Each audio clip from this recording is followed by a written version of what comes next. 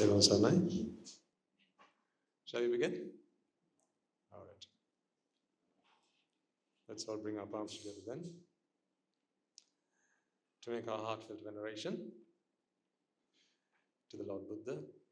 Let us remind ourselves that He, the teacher, is the epitome of wisdom, the fount of all, the fount of compassion.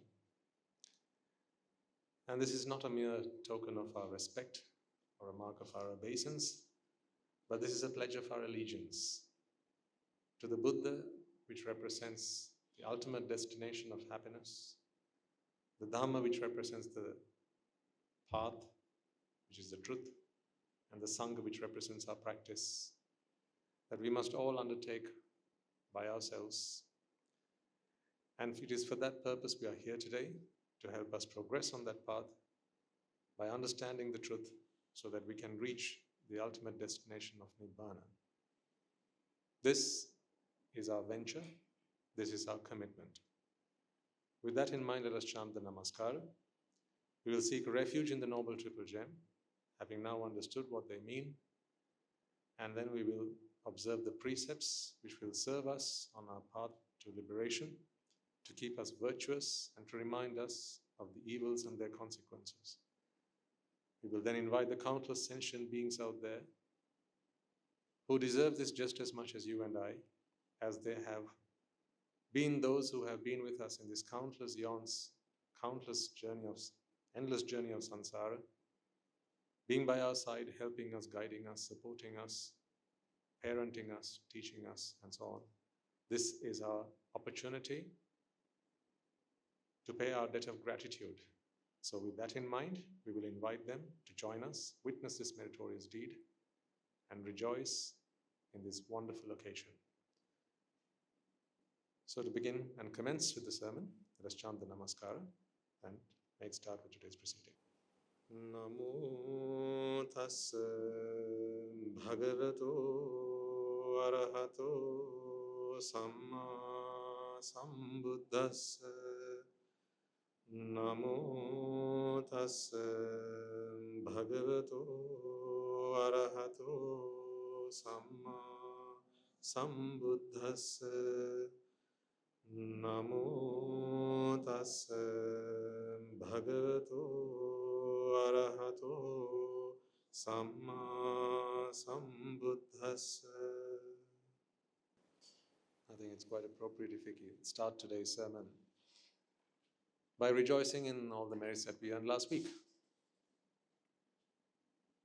So we have a short video to show you all, so that you can live it once more.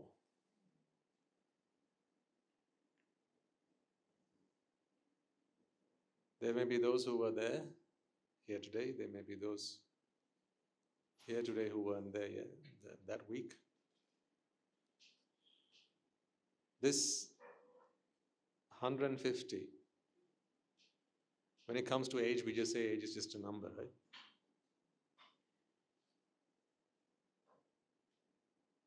But like I explained to you during the benedictory sermon at the end, this is an achievement. The real achievement is not the number, though. The real achievement is what we have achieved collectively. It's the amassing of this community. It's you coming together to have made 150 possible. I always celebrate the journey. The destination is just a gift.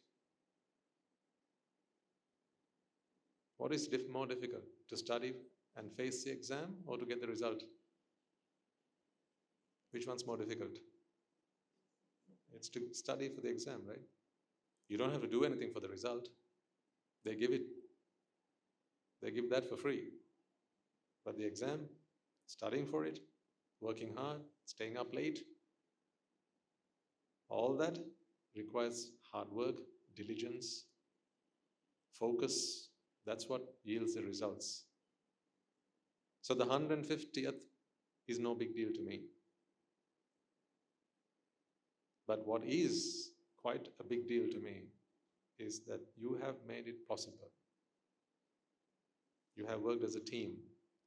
You have worked together. And I know even at this moment, as I say, you're here because of someone else.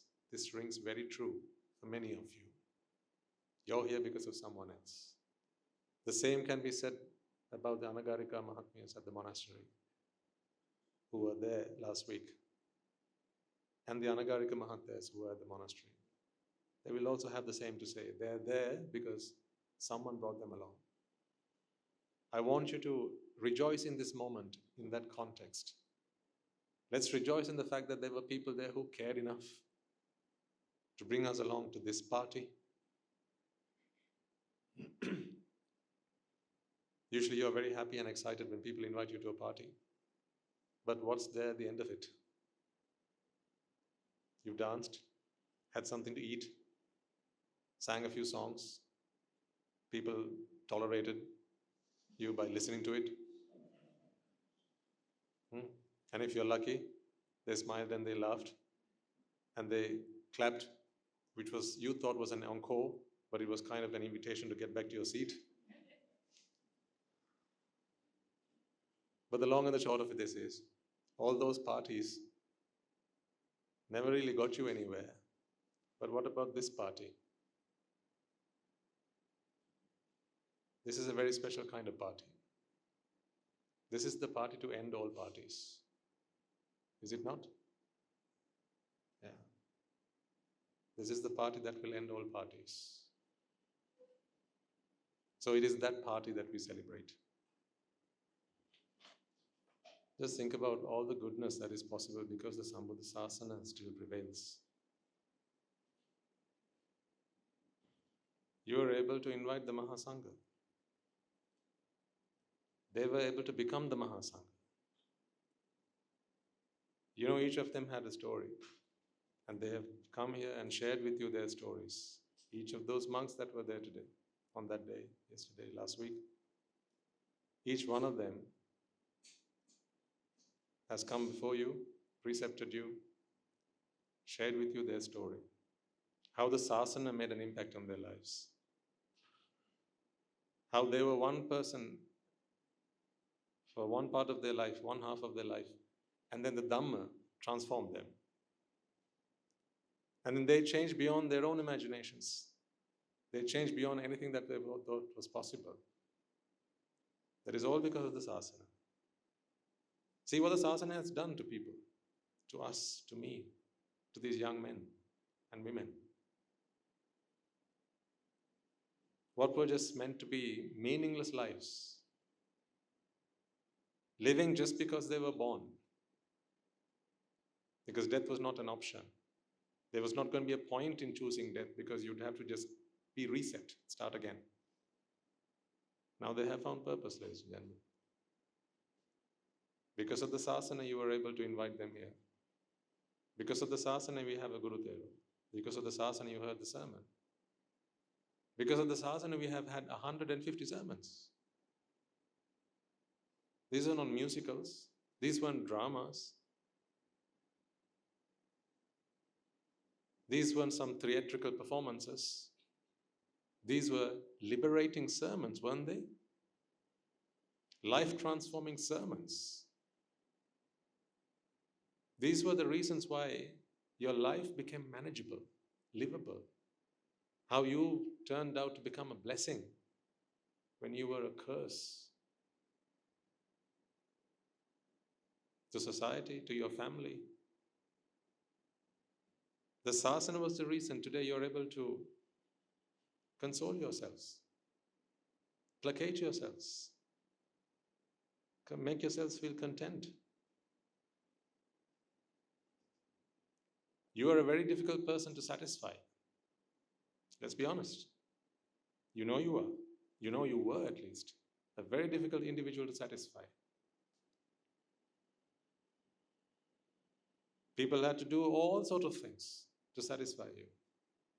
And you kept going after all sorts of people to seek satisfaction, but you never found it. How many hours did you spend in front of a TV?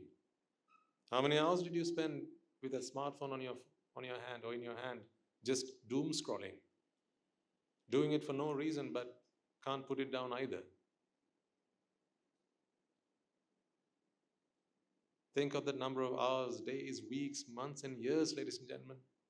Years of your life that was wasted until you found this asana.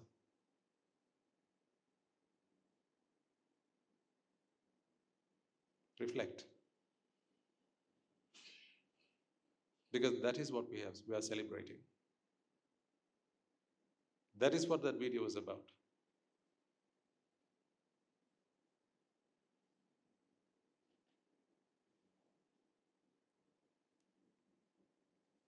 You know how it was very difficult for people to be around you. You know how it was very difficult for you to be around yourself. The shortest, the smallest, slightest, littlest thing would upset you, annoy you, bother you, irritate you. And you know what you're like when you're irritated. I'm not fixing my gaze on anyone. I'm just randomly scanning the room, in case you think I'm talking about you. I'm not talking about you, but I'm talking about you. I'm talking about you all. You know what you're like when you're irritated. You know what you're like when you're annoyed. You're a menace.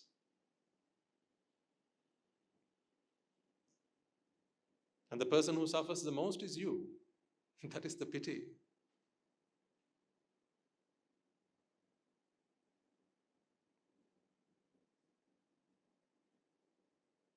For some good that you had done, ultimately you came across the Sambuddha-sasana.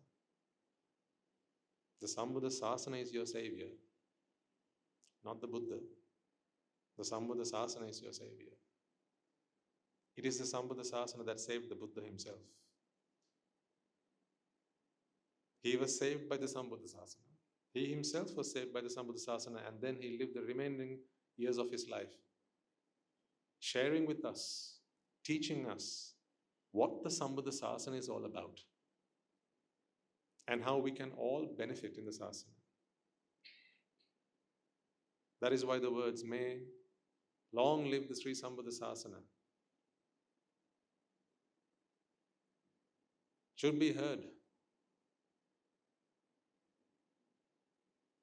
They should be on the tip of every man's tongue.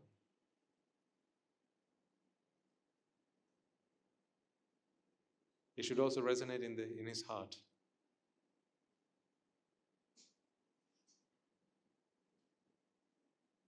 For the Sambuddha-sasana to long live, you must embrace the sasana. To embrace the sasana is to become the sasana. To become the sasana is to realize the Dhamma, to realize the truth. You invited the Mahasangha and you made an alms offering. 2 on the same day. Very unusual. Not very common. Even at the monastery, we only do a midday alms. The morning alms is not devotees are not invited to partake in that. But here you had that opportunity. So you all got together. And you brought with you what you made with love, affection, devotion, and respect. Because there was no set menu. You were free to bring whatever you liked. Whatever you thought would be a demonstration of your love for the Mahasasana, for the Mahasangha. Whatever you thought was going to be a mark of your obeisance, your high regard, your devotion to the sasana. You were given the opportunity to express that. Did the Swamin Wahanses come up to you and ask you, "What have you got, madam?"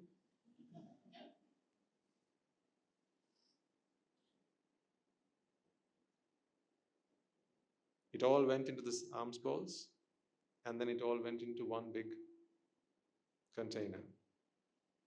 Everything from everyone all went into one big pot. This is the part you didn't see. Everything that everyone served went into one big pot. And then you took our alms bowls away, or rather you brought the food to us and then started serving us.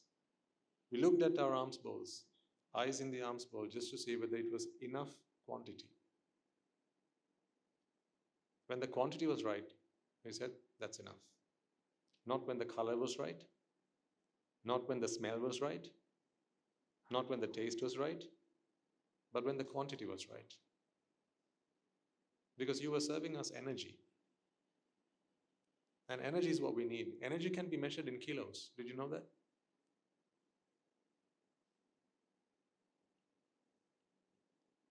I could do the same with my eyes closed, hold the arms pull up like this and tell you when to stop.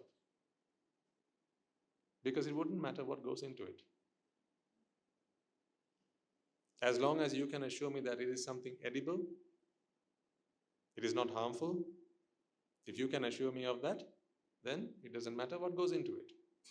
When I know it feels kind of right, it's about the right quantity, I will show you my hand to indicate that it's enough. And I shall have you know that that has become possible because of the Sambuddhasasana. I was not someone who ate like that.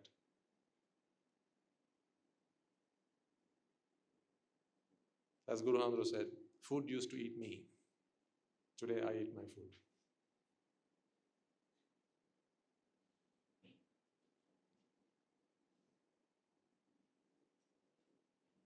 And from the moment the Swami Nuhansis arrived here, you walked them under the umbrellas, on the pavada, under the mudukuda. The children were there with flowers in their hands to greet the Mahasangha, all the while earning merits. This is why it's so wonderful to be close to the Mahasangha.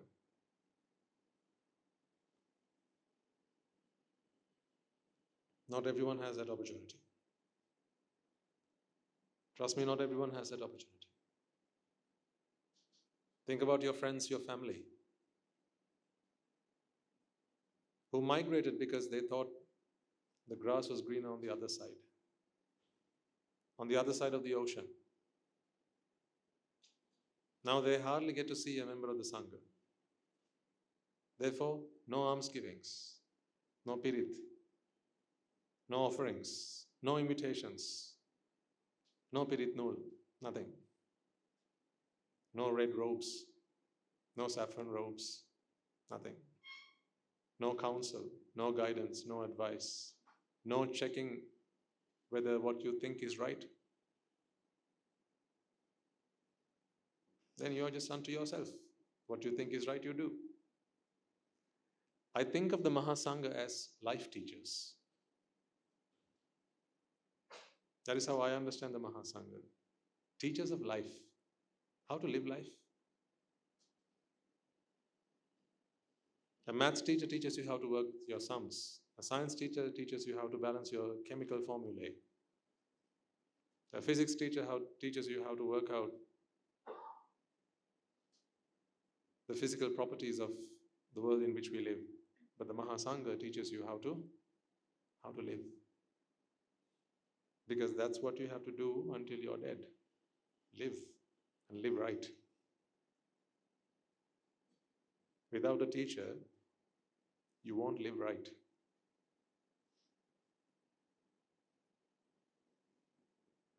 See, before I met a teacher, someone put this on the board. Before I met a teacher, someone put this on the board, on a piece of paper, and said, look at this, and do what you think is right. So I looked at it. This was before I'd met a teacher. And they were going to help me. They helped me with doing that. And I thought, oh, no. So they said, they handed the pen over to me. This was before I met a teacher. And then I went, oh.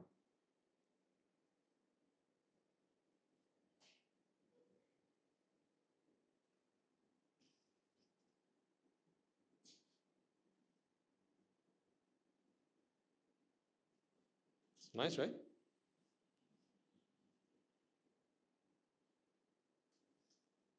That's what I did before I met a teacher.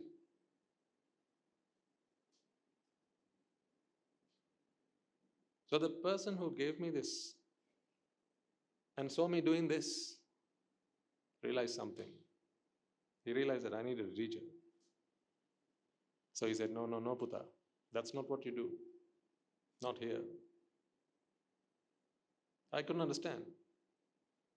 I said, what's wrong with that? I was so deluded, I didn't even know what was wrong with that. I didn't know what was wrong with something that was very wrong. So then he introduced me to a math teacher.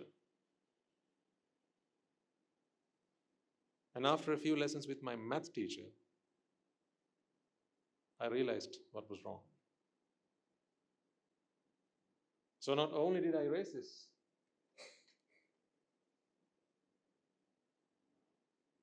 I undid what I'd done wrong. But my teacher was so good that he didn't just stop there. He didn't just teach me to undo what I'd done wrong, but also to now do what is right. So he helped me do that. That is what happens when you have a teacher and when you don't have a teacher. Now apply the same principle, but to life. Apply the same principle to life. You can understand it when I put a couple of numbers on the board. Apply the same principle to life.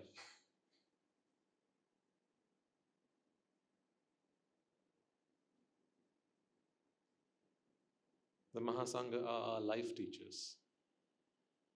The Sambuddha Sasana is the theory of how you live right. The Mahasangha are those who practice that theory. And the Buddha is someone who has learned how to live right. So all that merit that you acquired, that you accumulated throughout last week's procession, that event, it is to help you, ladies and gentlemen, to achieve this, so that you can work out the right answer to life. They say work out the right answer to life's problems. I don't agree with that. You don't need the Dhamma to answer life's problems. There is no problem. That is what you understand when you understand the Dhamma. There is no problem.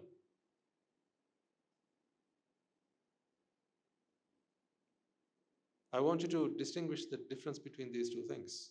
There's a very strong distinction. Here's a problem, let's find the right answer, and then there is no problem at all. When we don't have the Dhamma, we feel that there are problems, that life is full of problems, and we have to find answers to them. We have to find solutions to them. That's how we feel. But the truth is, there are no problems in life. Life just is. It's just life, that's it. Is there a problem with what you see? I show you something. Let me show you this. Is there a problem?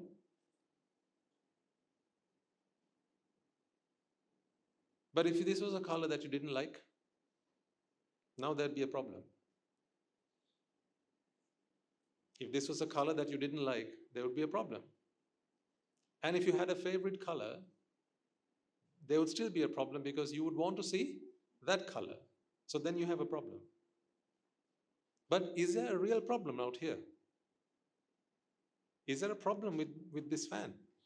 No, there is no problem. The Dhamma teaches you that there is no problem here.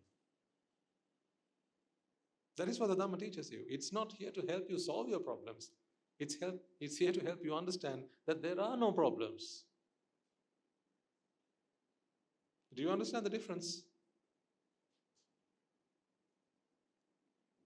Assume you don't like the color green.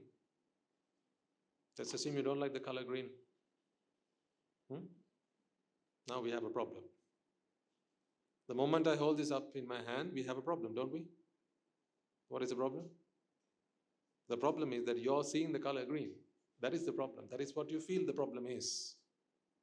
Swaminathan is showing you something you don't like to see. So you think you have a problem now. So then we give you the Dhamma. The Dhamma helps you understand that there is nothing wrong with green. For you to not like green. There's nothing wrong with green. Why do you dislike green? Why is it a color you don't like? There's nothing wrong with green. Once you understand that, you're okay with this.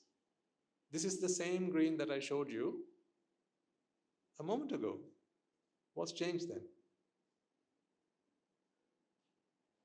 Your thinking that there's a problem here is what changed, not what's here. So do you realize that there are no problems in this world? Let me name a few problems that you have. The death of a loved one. Problem, right? It's a problem. So what do we try to do when those are the problems that come to us in our lives? When we hear about someone's imminent death, we try to push that event back as much as possible.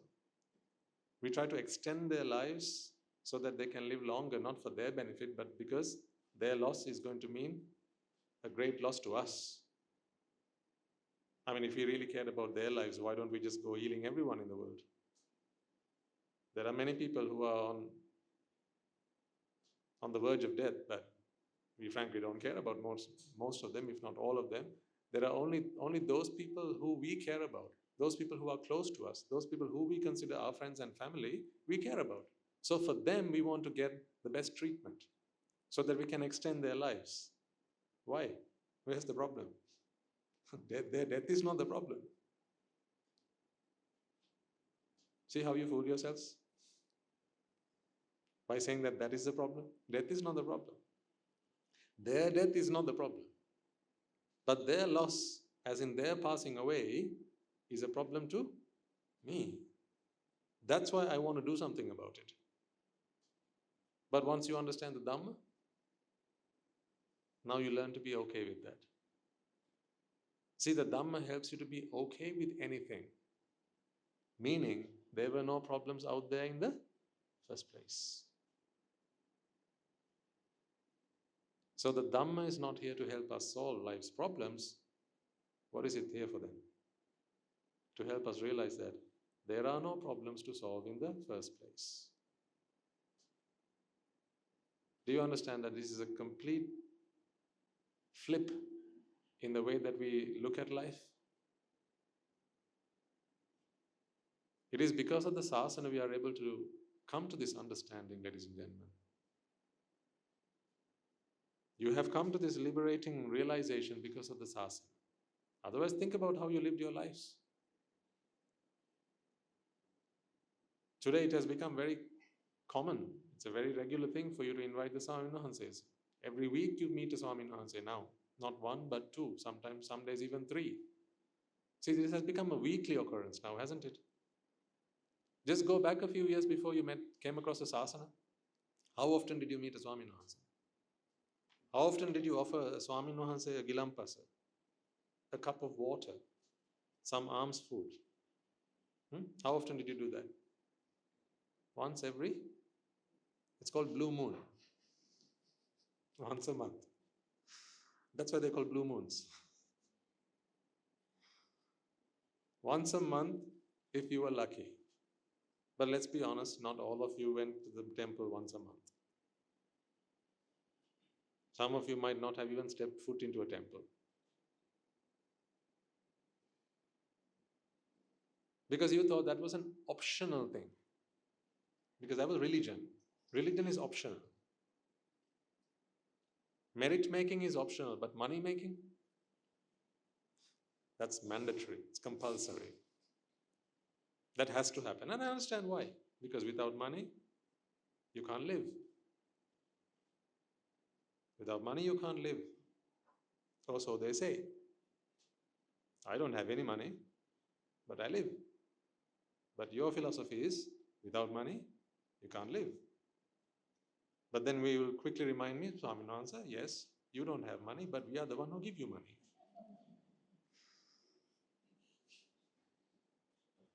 I know that's what you're thinking.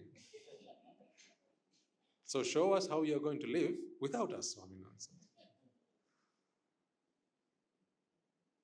That's like when my mother once asked me, Ruta, if everyone went and ordained in this asana, right, where would there be doctors to treat the patients?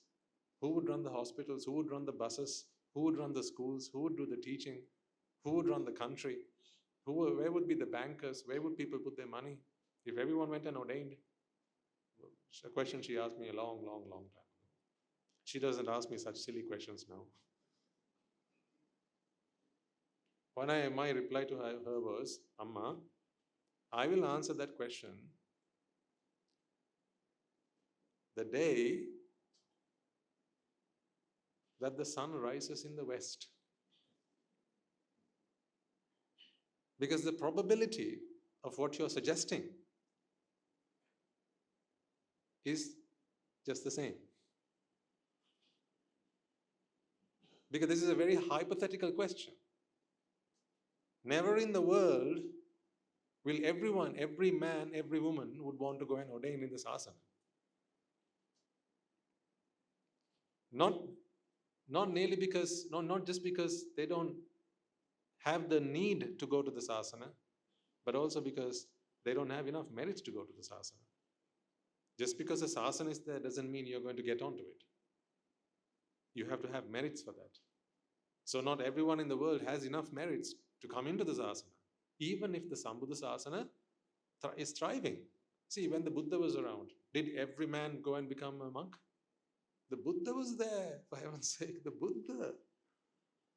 Just imagine how fortunate they were. The Buddha in person, he was there. In real flesh and blood, he was there. Today all we have is a statue. Every day and night we come and worship at his feet, but that's just a statue.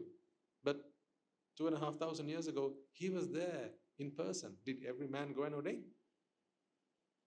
Did every woman walk up to him and say, Venerable Sir, please accept me into the order? I wish to be free from this womanhood. I wish to be from humanhood. I wish to be free from everything. Please accept me. No. There were people who still suffered plenty, but they didn't want solace in this asana. So even when the Buddha was around and not everyone wanted to go ordain in this asana, what is the likelihood that that will happen today? You tell me. That's why my reply to her was justified. I said, the day that the sun rises in the west, I will answer that question, Amma, so you come back and talk to me when that happens. So to this day, she has not come back to me and said, this morning the sun rose in the west. I want an answer to my question.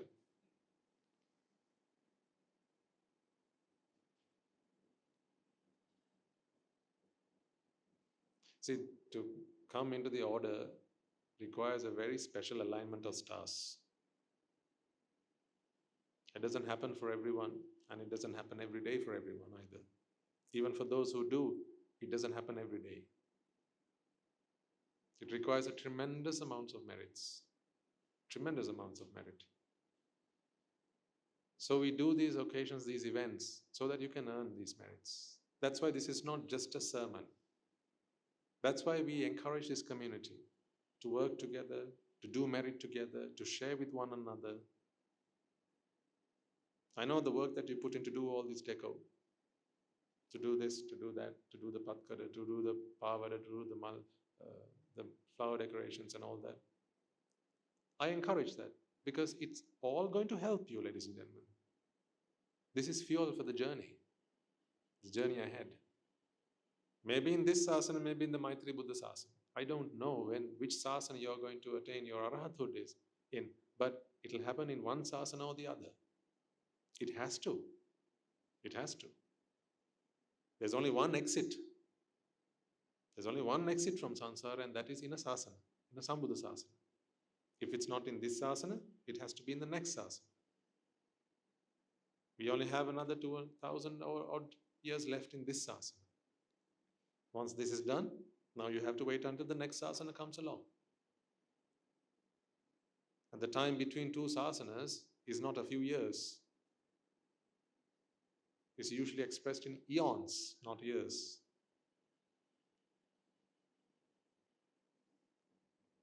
And they're usually expressed as incalculable eons, meaning it's difficult to give a number. That's how huge they are. But in one sasana or the other, you shall find your escape. You shall find your peace. Whenever that sasana comes, let's assume it's the Maitri Buddha, or let's assume it's some other Buddha. I don't even know what the name is of that Buddha after the Maitri Buddha. Let's assume it's in 10 Buddhas' time. Doesn't that give you a fright? As I say, let's assume in the 10 Buddhas' time, you're in your 10 Buddhas' time. Yeah, possible, Swami. Doable. I think by that time I will have paid my mortgage. My children will have finished their schooling. I'm talking 10 Buddhas' time. Now you're working out your retirement plan. This is no laughing matter.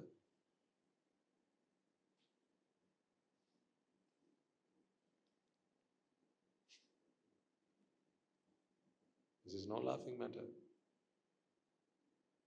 There's nothing more scarce than a Buddha sasana. They say diamonds are rare. Heck no.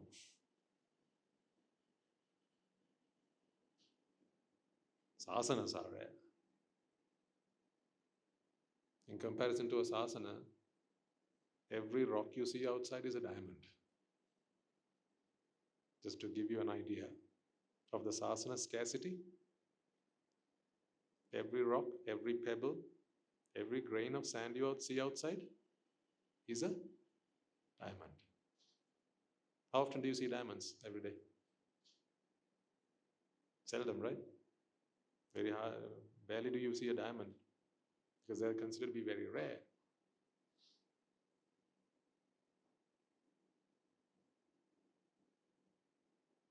But in comparison to the Sambuddha Sasana, ladies and gentlemen, please do remember, every grain of sand outside, you have diamonds on the soles of your feet right now. If you didn't rub your feet after you walked outside, there'll be a few specks of dust or maybe some grains of sand on your feet right now. Each of them is a diamond in comparison to how rare the sasana is. Do you understand the seriousness of this? I'm not just giving you these metaphors for effect. I mean this. That's how rare the sasana is. That's how rare solutions to your problems are. Real solutions to your problems, that's how rare they are. I'm talking about real solutions to your problems. Not just time wasters. If you want to watch something, if you want to see something, bring in a television home. Is that a real solution to a problem? You want to see things, you want to look at things, and you bring a TV home. Is that a real solution to a problem? Why do you say it's not a real solution? Why do you say it's not a real solution? Because no amount of doing it takes away the need for it. Yes? No amount of doing it takes away the need for it. If you're hungry, is eating food a real solution? What do you think? Seems about right, doesn't it? That's what we've been doing all our lives. Whenever we are hungry, we ate something. Is that a real solution? Why do you say it's not a real solution? Because no matter how much you eat, in a couple of hours' time, you're hungry again. So it's not a real solution.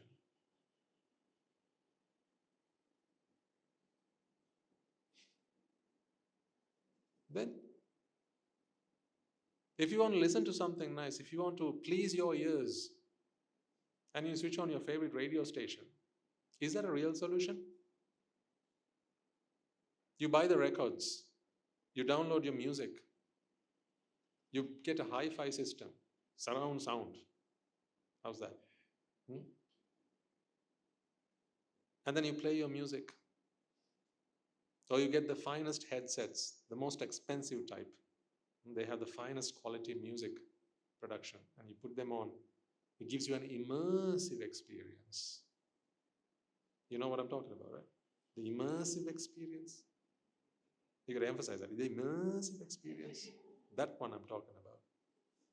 The one that makes you feel like the trumpet is right next to your ear, or the violin is right next to you, and it gives you this effect like you're in the middle of a symphony, an orchestra. That one, is that a real solution to a problem? I mean, you can easily spend a couple of $1,000 easily on a good pair of headphones. I'm talking about the real good quality ones, diamond studded as well. Why not? I mean, why not? As we are splashing it out, right? Why not? Get the best. And the cushions, like the things that go on your ears, they're so comfortable, you can't even feel that it's there. Noise cancelling and all the rest of it. The full bells and whistles.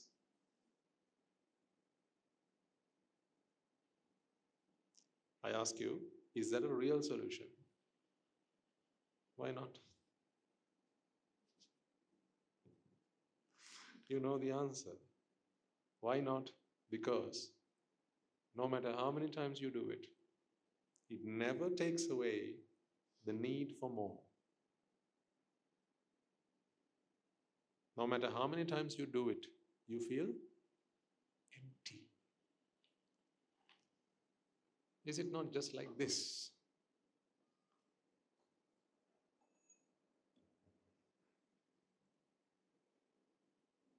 This is your mind. You. Okay?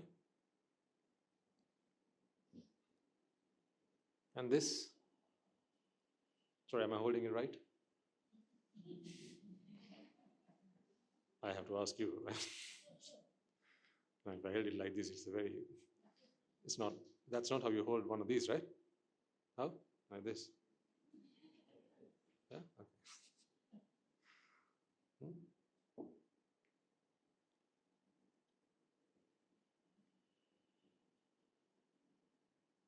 Let's try and fill ourselves up. This is your mind.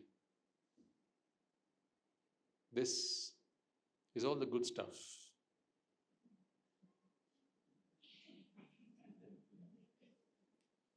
I mean, this is where you find the good stuff, right? On the weekends, and the friends come. This is where you find the good stuff, right? So, there's the good stuff. Let's fill your mind up with the good stuff. Yeah? I have a syringe here. This is what this is what you do when you say you live.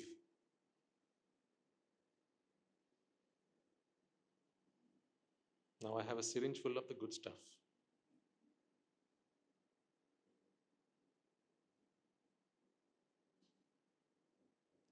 Let's fill it up some more.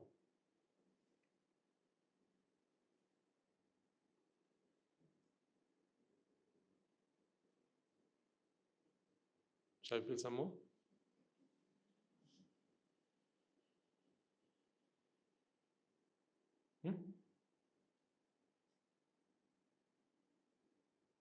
Now this is the good stuff. TV, watching TV, listening to music, eating, dancing, YouTube, spending time watching videos on it, spending time on Facebook, spending time with friends, partying, dancing, going out, movies. Let's keep doing it. Surely at some point, this should fill up to the brim, shouldn't it? So that you feel full.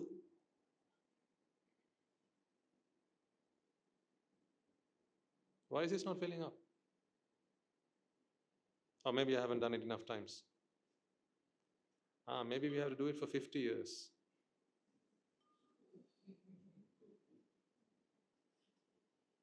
Yeah? Is that why we haven't got there yet? 50 pluses? 60. Okay.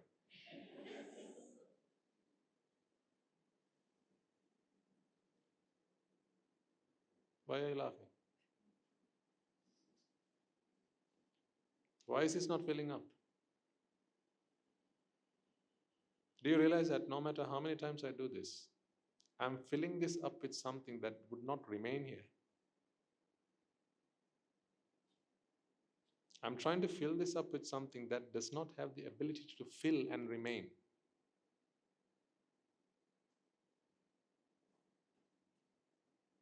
That's why no matter how many times I've done this so far, it's still empty.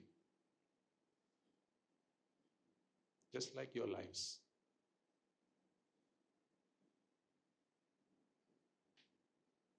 That's why you're here today, Sunday morning again. Pleading to fill you up. That's what you're here asking me to do. Swaminathan, please, can you fill us up? See my life, still empty, Swaminathan. I tried to fill it up with education, Swaminathan. So I kept doing this. First year of school, second year of school, third year of school. Fast forward time, O levels. No, still not full.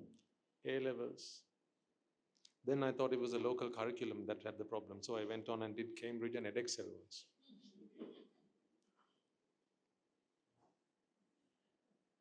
Because I thought that was where the problem was. The local curriculum is not up to standard. So I did that. Is it full now? Is it full? See, you can keep doing this till the cows come home. Then did your A levels, then went on to university. So what did you do at university? First year of university. Full now? Because if this is full, you should not be able to put more into it, right? Yes or no? If this is full, you must not be able to put any more into it. Second year of university. Every bit I put in is going in. Because every bit I put in is coming out. Nothing remains. That's why your lives are empty. Just like this glass. Maybe let's try the third year of university.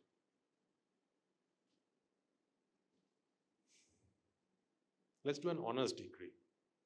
Fourth year. With the research components and all that. No? Shall we go for the masters?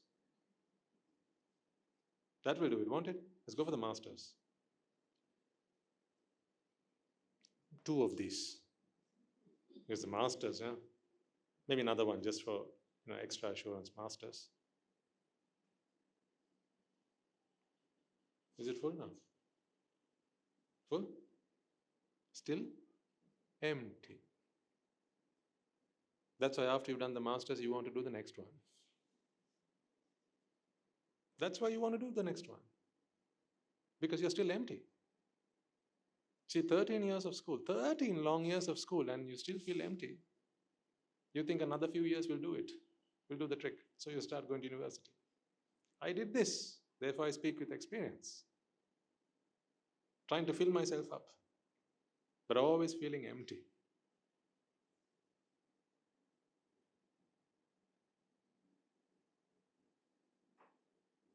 So once you're done with the masters, still not empty, what's next? PhD, yes, of course, PhD. Let's try that then.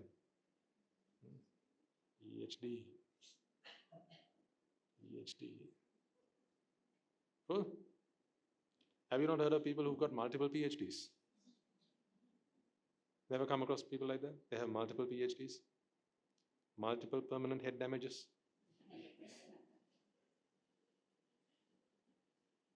Why? Because one never filled them up. Therefore, they keep going for more. See? More. So that's the education journey. So we have just filled this up with all the education that you can come across and you can get. Is it full now? Full? No. Right, let's try something else then. Education doesn't seem to do the job for us. Food. Let's try food. Guru Hamdra gave a nice lecture last week, right? Let's try food then. Okay. Shall we try, what shall we, shall we the starters?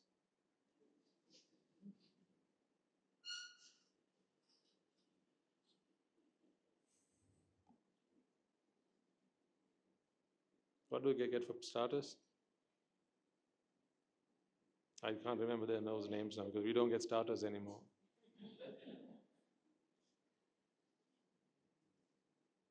That's the starters menu, right? So, full?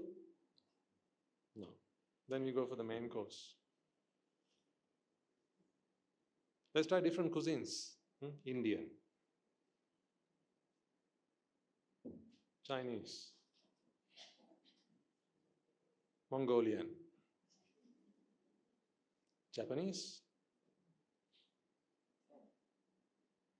Indonesian. How about a nice greasy burger? American style. Still empty. This is why your lives feel like this. Because you're trying to fill your lives up with food. You're trying to fill your lives up with education. That's why you're here every Sunday, still feeling empty. I will tell you the solution to this. But still, I want you to see the problem. Why you feel empty.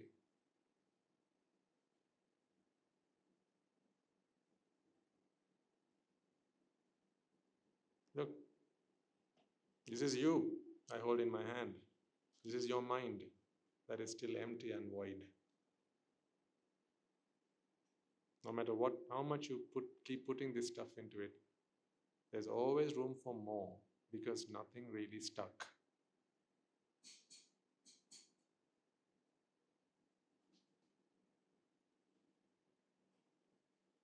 Once in a while you get some takeaway. Shall we try that biryani? Pizza? What else do you want? Teriyaki? What else? I can hear some names whispering into each other's ears. Tonight. What about your favorite chocolate? Pudding? Shall we try some ice cream?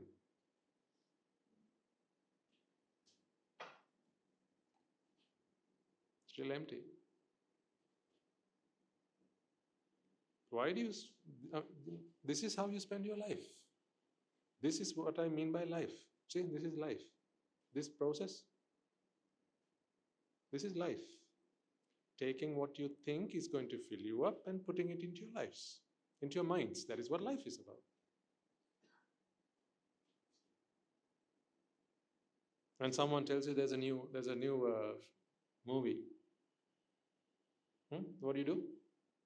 You go to the cinema, and this is living life, right? You take the cinema and you put it into your mind. That's what you do, right? You put stuff into your mind. This putting stuff into your stomachs, these are just inconveniences. If you didn't have to do that, wouldn't it be nice? If you didn't have to put stuff into your bodies, food, if you didn't have to eat, would that not be a convenience? So it's a real inconvenience that you have to eat. The only bonus, the only thing that helps you to be okay with that is the fact that when you eat, you get to enjoy the taste, the smell, sight. Honestly, I think that is the reason why your tongue is right at the beginning of the door of your food pipe. Because otherwise people would forget to eat. People wouldn't eat. Because it's such an inconvenience. So this biologically, it's been engineered in such a way that for your own sustenance, your tongue, which is a receiver of taste, is placed right at the tip of your food pipe. Because unlike your lungs, which work on pressure differences, your stomach doesn't work like that. Whereas as your diaphragm makes room and creates pressure or a space of low pressure in your lungs, air starts to fill in. Yeah, and then again you exhale. So this is how inhalation, exhalation happens. You don't necessarily have to have sweet smelling air to breathe because it works on a pressure potential. But your food system does not work on a pressure potential. Therefore, you have to consciously eat stuff. Because you have to consciously eat stuff, they put in your tongue at the tip of your food pipe. Otherwise, you wouldn't. Otherwise, you wouldn't eat. Because eating is such an inconvenience. Chewing is such an inconvenience. Swallowing is an inconvenience. Digesting is an inconvenience. Then excreting the remnants of your digestion process, this is also an inconvenience. Why do you put up with all that? You tolerate all of it because you have a tongue at the tip of your food pipe. That's why they design it like that.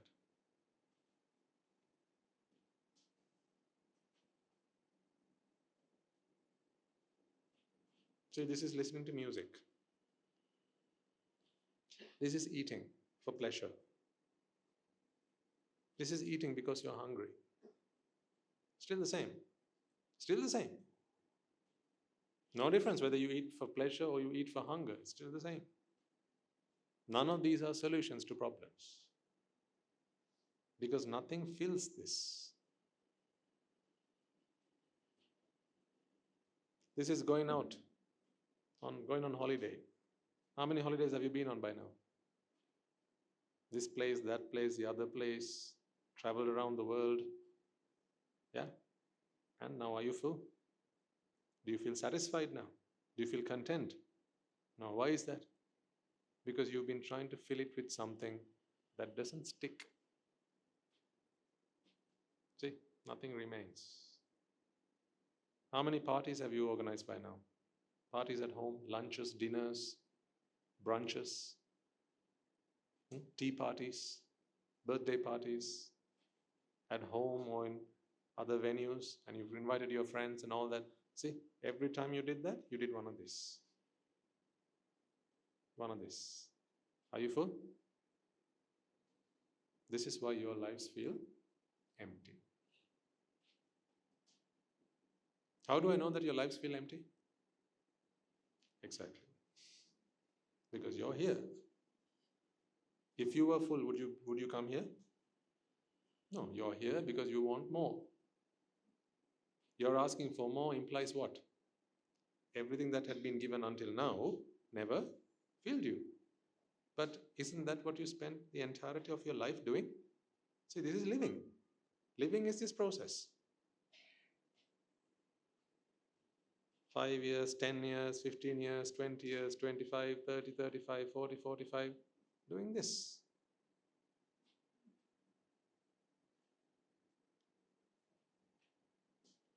This will never fill up until you start filling it with the right stuff.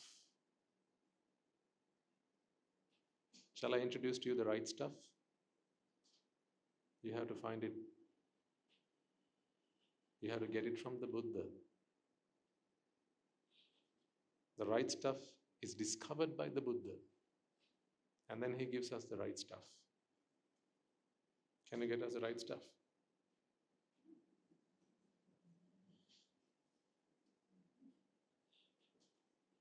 It has to come from the Buddha.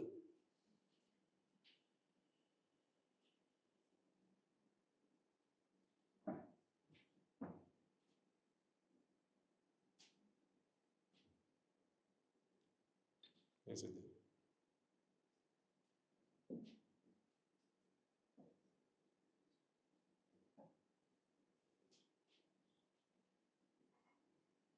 Let's put this to a side for now.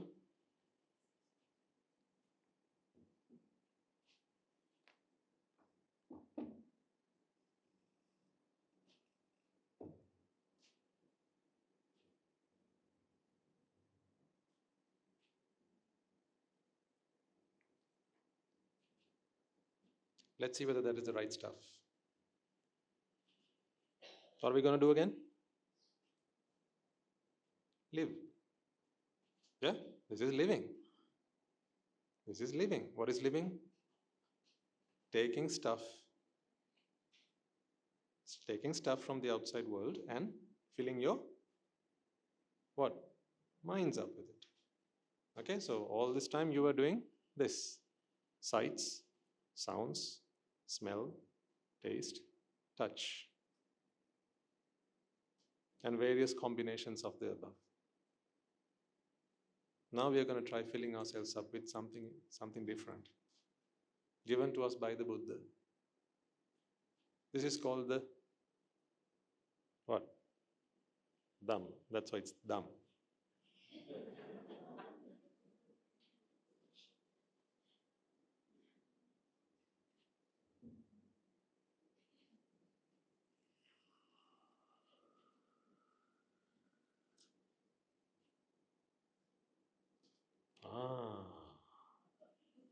Something's beginning to happen.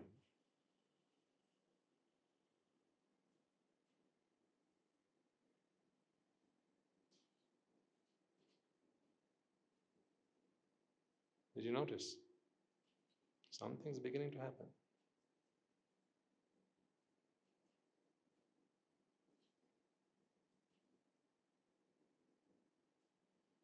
This glass is now half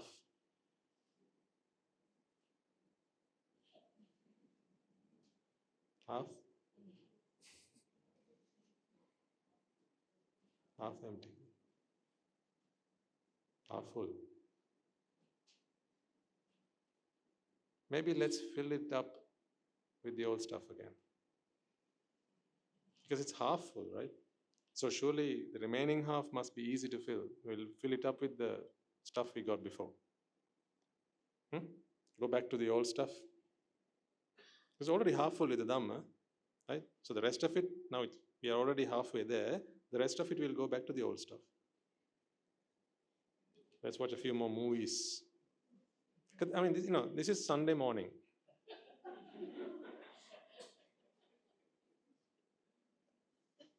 Yeah? This is Sunday morning. Right. Monday. Tuesday. Wednesday. Thursday. Yeah? Friday. For some of you, Saturday. For some of you, not all of you. For some of you, Saturday. Huh? Look at what just happened.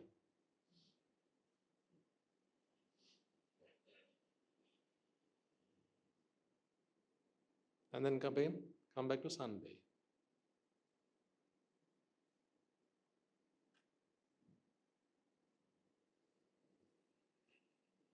What's happening, ladies and gentlemen?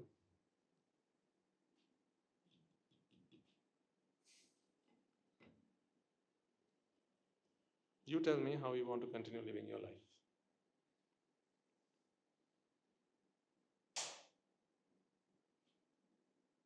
This is what you call living. This, here to here, here to here. You choose. I'm only here to give you the facts. Okay? I'm not going to make any decisions on your behalf because it's your life. You have the right to make your choices. I'm only here to show you what choices are available to you. If you wish, you can continue to keep doing this. You to come and tell me when you're full.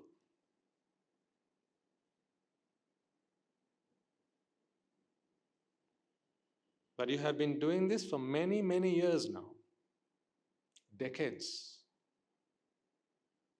Don't you feel you have become more full over the last 150 weeks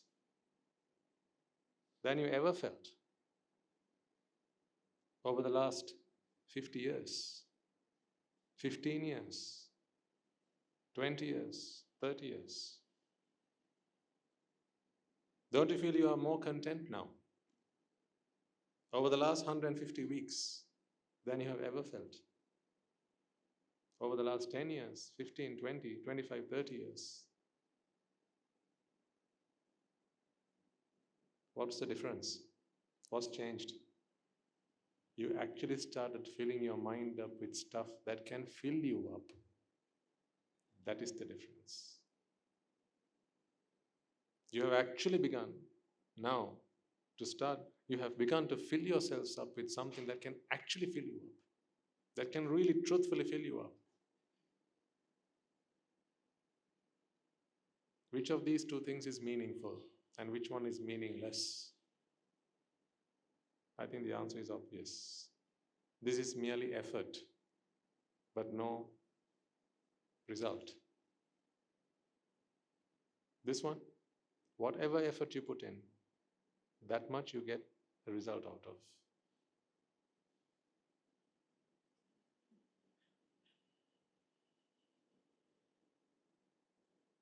Think about this for your own sakes. For your own sakes, think about this. And don't take this lightly. Think about it deeply. Because you're about to make a decision about your life. At the end of this sermon, make a decision about your life. What you want to do from here on. Do you want to continue filling your life up with this stuff? And people, it's there everywhere. It's readily available. It's there everywhere. It's in the shops. It's on the streets. It's in the party. It's at the workplace. This stuff is readily available. Do you want to continue filling yourself up with this stuff? Or are you going to make a difference in your life? Because the sasana is here. And this is only available until the sasana is here. Once the sasana comes to an end, this cup will be empty.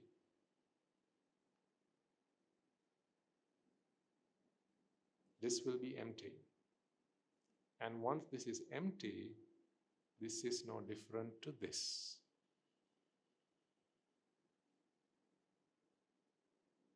When that day comes, I will say, my apologies.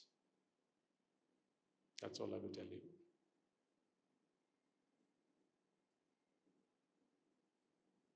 A little bit more is still left. The vast majority of it has now been used up. Minds have been filling up. And those minds that have been filled up, they're gone. They don't come back because now they're satisfied. They're content. No unfinished business. Their business is done. They came into this world looking for happiness. Happiness was found. No more looking for happiness, no more meaningless pursuits. Done. But please don't forget that this is not an endless supply. As you can see, every syringe full I take out of this and fill it to someone else is a syringe full that you don't get.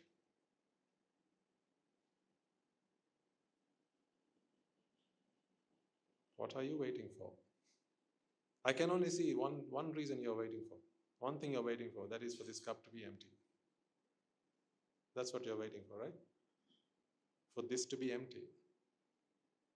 So that then you can come and give a nice excuse. Swami, no answer. It's empty.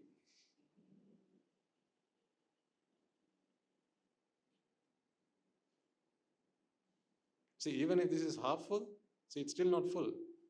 Not to the brim. Then you can still go back to doing this. How much good is going to happen?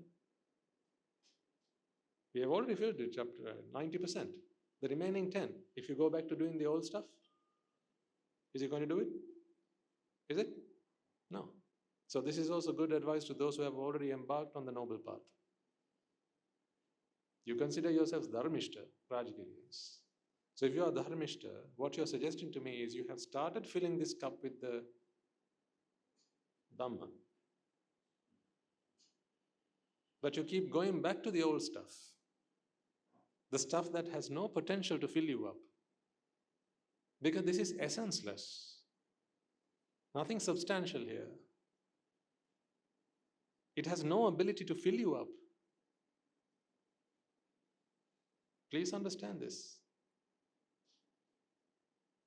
It has no ability to fill you up, so you can just keep on exerting yourself, toiling yourself, working hard, day, night, long, weeks, years, your lifetime.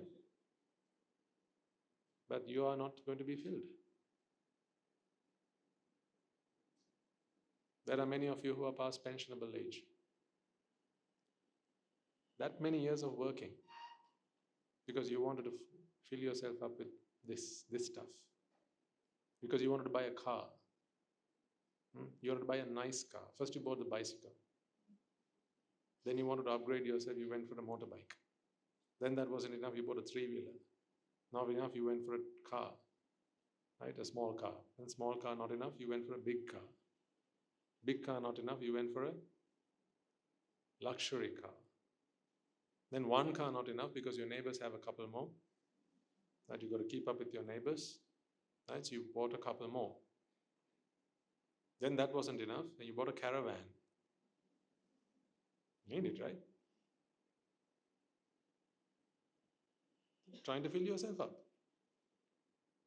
Then that wasn't enough. Then you bought yourself van, caravan, then trucks, jeeps, 4x4s, all that.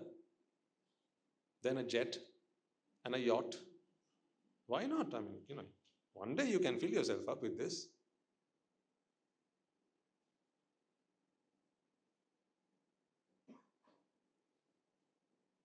See how ridiculous this is?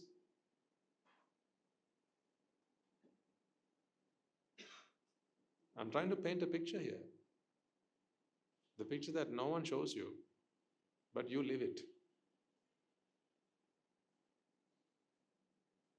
At home you have these pictures on the walls, right?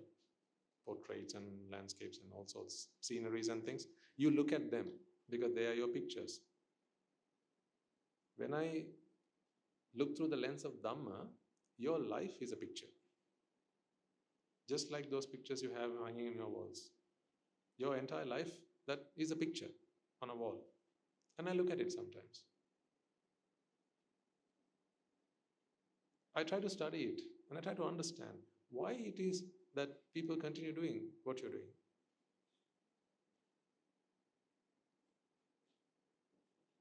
I'm here to ask you some questions. I want you to give me some answers. You're not answerable to me by any means, but you're answerable to yourself. Don't you think you're answerable to yourself?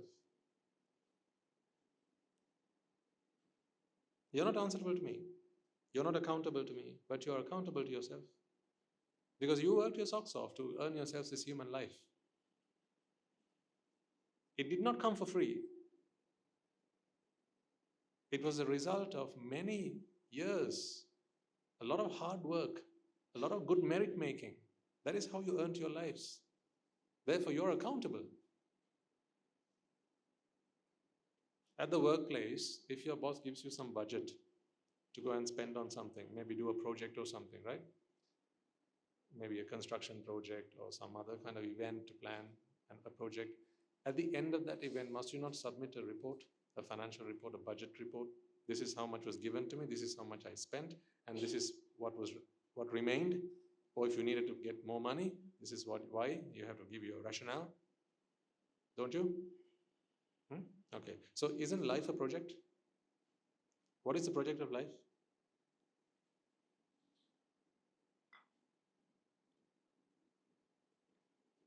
What is the project of life? Speak up. What is the project of life? To fill it up. That is the project of life. To somehow fill this up. You are given time. You're given time, you're given skill, you're given talent, yeah? You're given ability, you're given energy. Now it's your turn to use this life to fill your mind up. This is your project. So this is your budget. So use your life to fill your mind up. This is the project. Both of these were given to you by yourselves because you earned your life and you earned your mind, and it's now your turn to fill your mind up with the effort, the endeavors that you do in your life. Who are you accountable to? Yourself.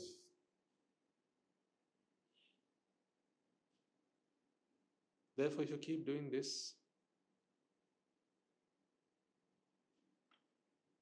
would you hire yourself to do that job again?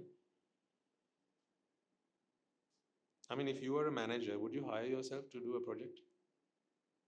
Knowing what you do, to do this project?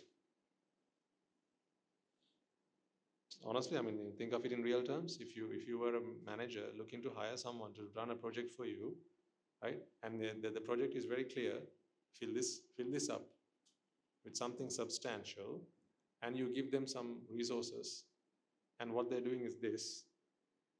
Would you hire that person to run your projects for you? You're looking for a project manager. Would you hire them? Why have you hired yourself? If you saw them doing that, what would you do? You'd have a conversation with them, wouldn't you? First you say, why are you doing? This is a performance review.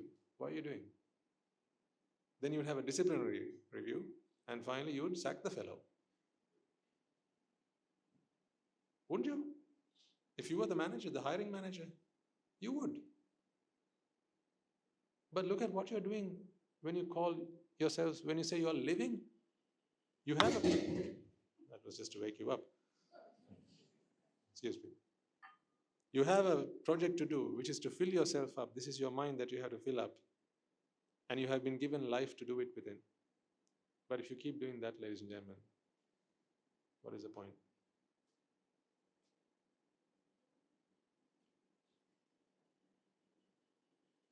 You will just end up a failed project. When you have the Dhamma available to you, while you have the Dhamma available to you, what a waste of time it is. What a waste of energy it is. What a waste of good fortune it is to keep going back to this. These are all the movies that you watch. I'm sorry to say, but these are the movies that you watch. This is the music that you listen to. I don't want to hurt your feelings, but this is the truth. These are the takeaways. This is the food that you cook at home because you enjoy them, not because you need them, but because you enjoy them. These are the cakes that you bake. These are the puddings that you make. These are the outings for enjoyment, for pleasure, not because you need it, but for pleasure. These are the sightseeing tours that you go on. These are the safaris. Not because you need them. Who needs to go on a safari? You don't need to go on a safari, you want to go on a safari. Right? Needs and wants are very different things. But these are those safaris that you go on. These are those adventures that you go on. I did all of these things, but I soon realized the errors in my ways. That's why I dropped this and started filling myself up with the Dhamma. And I'm almost full. Once I'm full, I'm not going to stick around. Oh, I'll be gone. Because once my job is done, you pack up and leave, don't you? Why must you hang around after your job is done?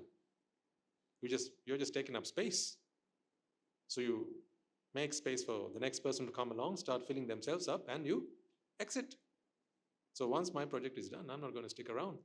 But when is your project going to be done? By the look of it,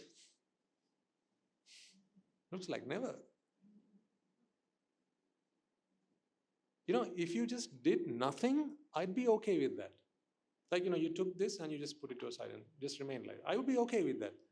My problem is not that. My problem is the fact that you're not doing nothing. You're doing something meaningless. Which one's worse? Doing nothing at all or doing something meaningless? Which one's worse? Doing something meaningless. That is why I speak on your behalf. You're not just doing nothing. You're doing something meaningless. That's terrible. Because you see, every time you do this, you're eating away into your life. You're aging. You're getting weaker. Your knees are getting weaker. Your back is getting weaker. You're growing older. You become sick. You become tired. You become exhausted. Until one day, the last effort you make,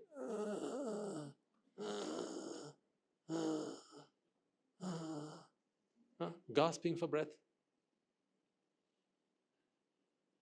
You've seen this.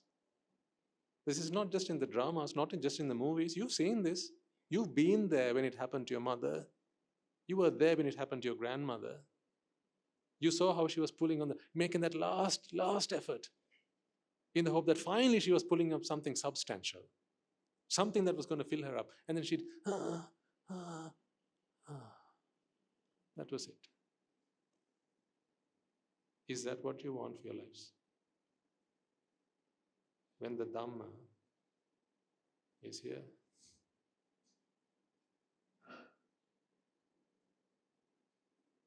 this is why we invite you to the sasana, ladies and gentlemen. We invite you to the sasana because this is not empty yet. Trust me, one day this will be, and that day I will not invite you again to the sasana because it would be pointless coming to the sasana after that. One day there will be the Tripitaka, but no essence. The Tripitaka will remain, the statues will remain, the pagodas will remain, the shrine rooms will remain. All the glory, that will remain. The grandeur will remain.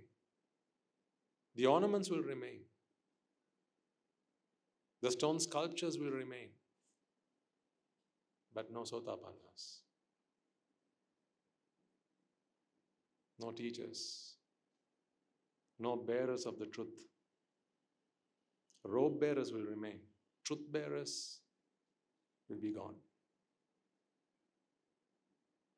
Not all robe bearers are truth bearers. So once the truth bearers have expired, are all gone, I shall not invite you to the sasana. I won't. Because it is as useful as trying to fill your mind up with this. Is it not? When this is empty, trying to fill this cup up with whatever is in this when it's empty is as useful as trying to fill it up with what's in this. Yes or no? Well, there you go. Once this is empty, I shall not make an invitation to you because I don't want to waste your time. But please do try and understand. Every Netflix you watch, every track you download, every film you watch, every song you listen to, every newspaper article you read, every novel you read,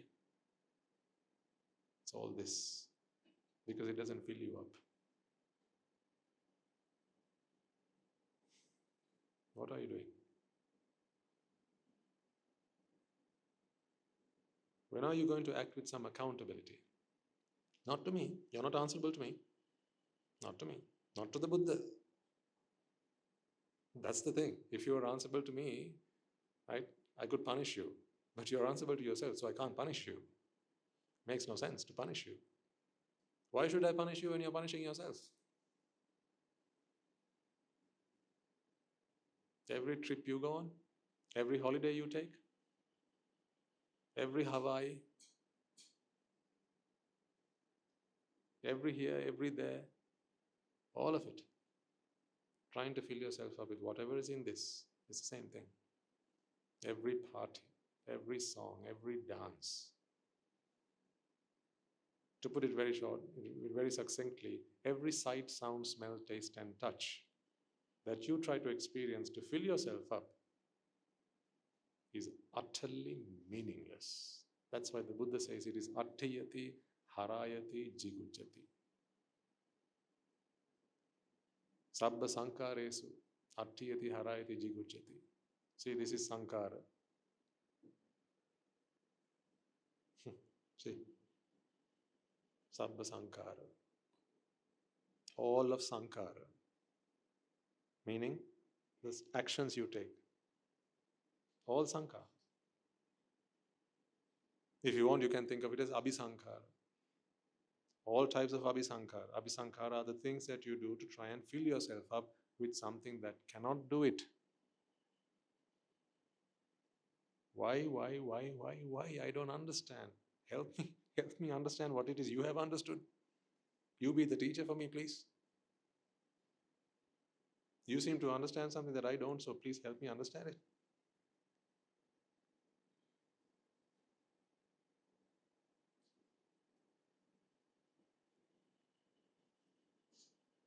I know this is sarcasm, but this is sarcasm with empathy.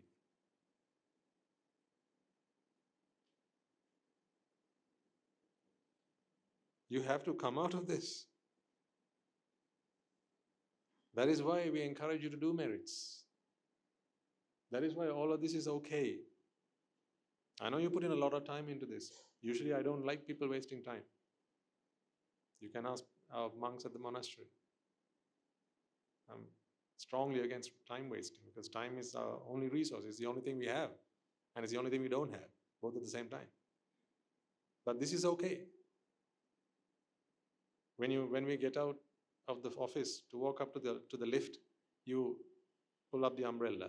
Just for that few steps to the lifts. Yeah? That's not a long way to go, and there's no sun. So why do you need the umbrella? But I let you do it. Because it earns merits so that you can start filling yourself up with something meaningful. That's why. From the lift to this hall, again you pull the umbrella out. It's okay, I'll let you do it. I've never said, Mata, put it to aside. What's the point? It's just a few steps to the hall. Why do we bother? I've never said that. Because in that few minutes it takes you to bring us from there to here, there are many chittas that arise and pass away. And while you are still time rich, there's opportunity for merit making. What do you need those merits for? One, to discover the Dhamma. Because you spend enough time in your life without the Dhamma. More than enough time without the Dhamma. That is because you just didn't have enough merits to discover it, to come across it. And finally you did because of merits.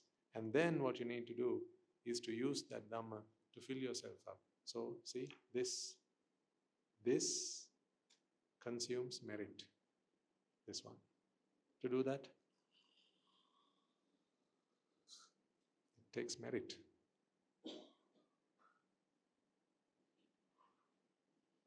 It requires merit. That's why merit making is advisable, is recommended. That's why I encourage that.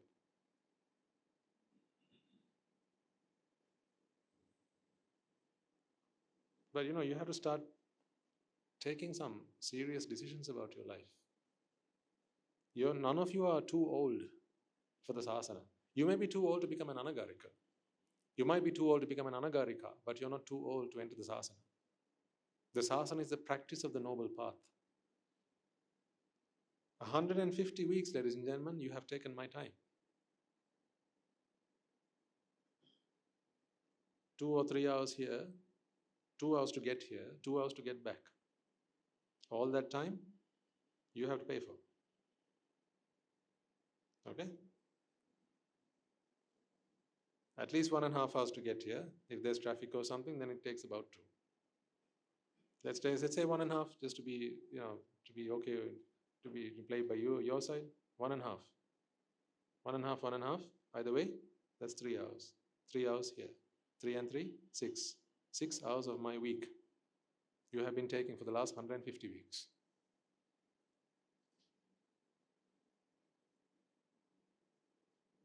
What is 6 times 100? That's 600. Another 50? That's 300. Altogether, 900 hours of my time.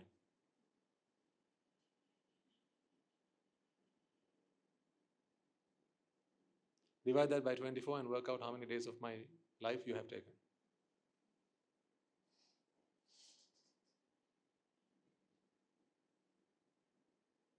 "900 hours of my life you have taken. So that you can finally put a stop to doing this nonsense. That is all I want for you to do. Stop doing this nonsense, this meaningless, useless, futile thing that you do. I want you to do this. I want you to do more of this. I want you to do as much of this. Because this is the only thing that will fill you up. That's why.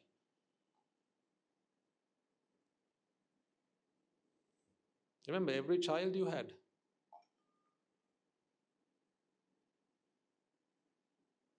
first child, second child, third child, every child you had, trying to fill you up with this. That's it. I'm not against having children, but I'm against having children if happiness is what you need, because that makes no sense. Have children if you want to give them a chance to Nibbāna. That's fine. That makes sense. Because there's no other way a Gandhabba can become human. Unless it comes through a mother's womb. Right? So if you feel particularly generous, or you feel kind and you want to help them, the Gandhabba world, then have children. Have as many children as you can. If that is your intention, perfectly fine, because that you do with compassion. That's fine. So for compassionate mothers out there, or wannabe mothers, compassionate wannabe mothers, that's perfectly fine. But if you want to have a child because you want to fill your cup up with it, because you think that's going to fully fill you up, make you feel content, come on. Has it happened now? You had the first one, filled up. Why did you go for the second then? Had the second one, full. Why did you go for the third then?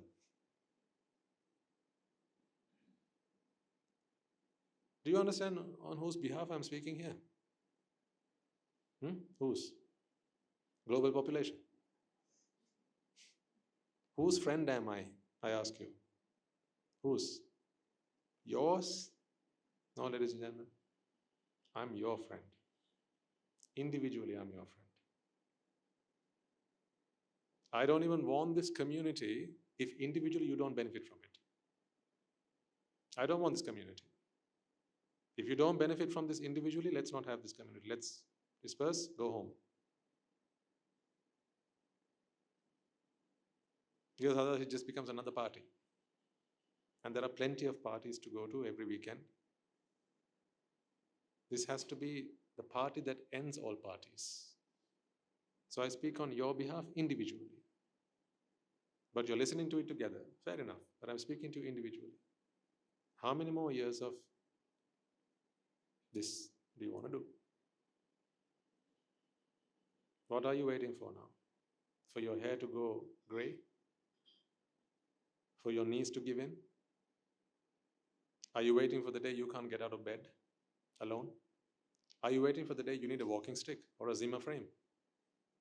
What are you waiting for? Are you waiting for the day where you can't walk alone, you need someone to hold your hand? Is that what you're waiting for? Or are you waiting until you are done with your house?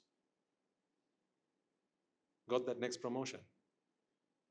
Because even that is meaningless.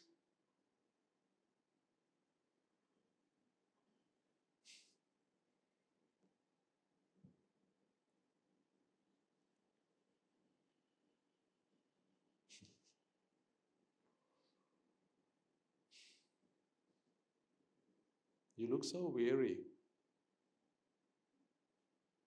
You honestly do. You look tired. You look very exhausted. Maybe that's because you are. You look burdened. You look like you're at the end of your tether. You look desperate.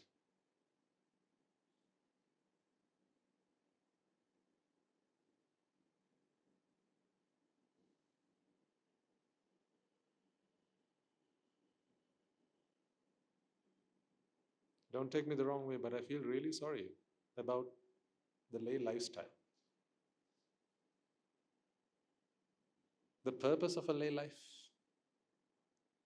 I feel really sorry about that. Not the lifestyle itself, not what you eat or where you live, it's not that. But the purpose of a lay life. What is the purpose of a lay life? Explain.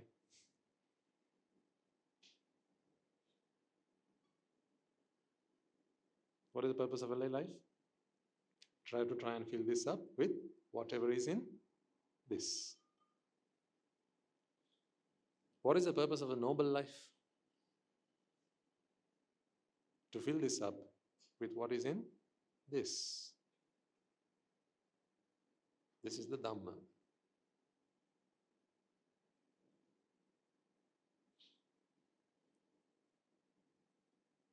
How much more must I explain this to you before it really clicks? How much more convincing do you need?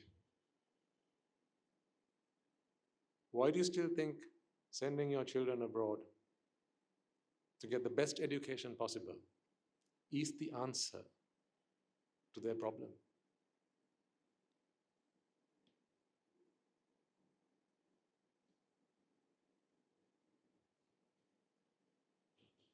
Why do you think watching the next movie is the answer to your problem?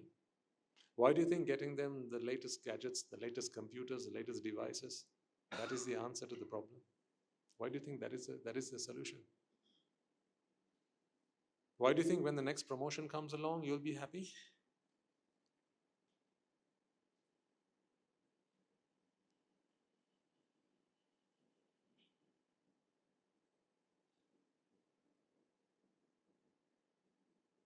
Tell me.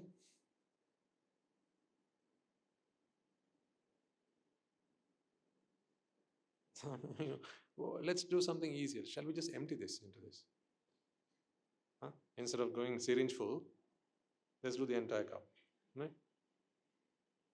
Just for good measure, I'll tap on this as well in case there's something left, Is that done now? You know how a lay life begins? I'm talking about a lay life. When I say lay life, I mean a purpose where the purpose is lay. Okay? This is how a lay life begins. Do you know how a lay life ends?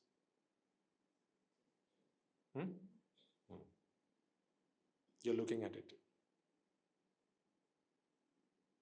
Do you know how a lay life is spent?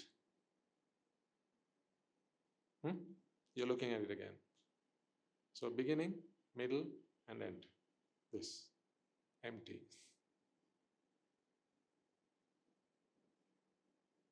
This is why we invite you, with every ounce of energy we can muster, to come and start doing something meaningful. Because we speak on your behalf, you individually, not this community.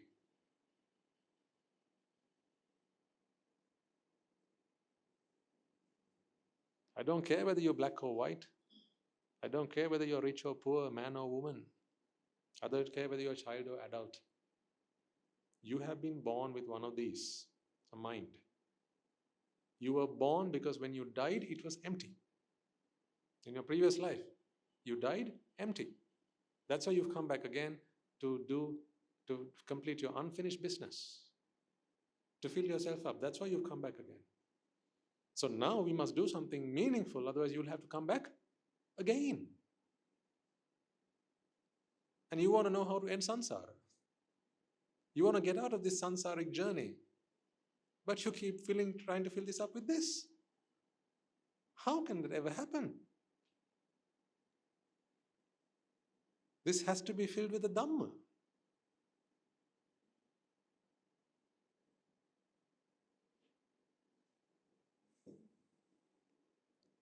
I'm not having a go at you. This is not, I'm not admonishing you, okay? Like I said, I'm talking to you with empathy because you have to understand the gravity of this. It is serious stuff. 150 sermons, we've done 150 sermons, let's aim for another 150. No, that should not be your goal. If when the next 150 is done, you are still here, yeah? If when the next 150 comes along and you're still here, then these sermons have not done a lot for you. But think about those who are now there, who have chosen the noble life, who have finally realized that filling them up with the Dhamma is the answer. Those are the real victors. And remember, it didn't take them 150. It didn't take them 150. For some, 50 was enough. Just like when the Buddha first gave his first sermon. Among the 5, there was one for whom the first sermon was enough. Why? How was that possible? Merit. The power of merits.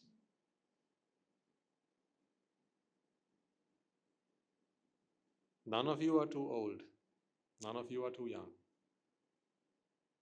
None of you are too male or none of you are too female. If you could ever be like that. So there's no problem with you. Come take your first steps in this asana. Why are we waiting for the next 150? I'm a doctor. This is my clinic. I'm not happy about the fact that there are patients here. Particularly if it's the same patient week on week. Because that's like spitting at me on my face and saying, your treatments don't work.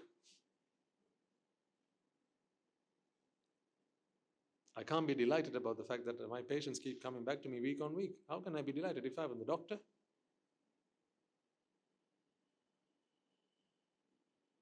If I drove a bus and I'm the conductor, then yes. Right, I have a bus to drive and I want to take my passengers up and down. But I'm not a conductor, I'm a doctor. So I don't want to see these patients every week. I want to treat them so that they're healed and they don't have to come back. Ideally, we must always have new faces. And only new faces. That's when I know that these programs are successful. And the old faces they start shifting towards the noble path. That's why I said at the beginning, this number 150, that doesn't excite me.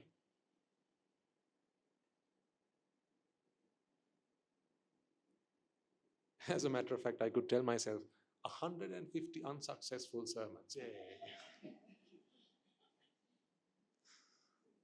Those who were there when I did my first are still here. What a preacher I am.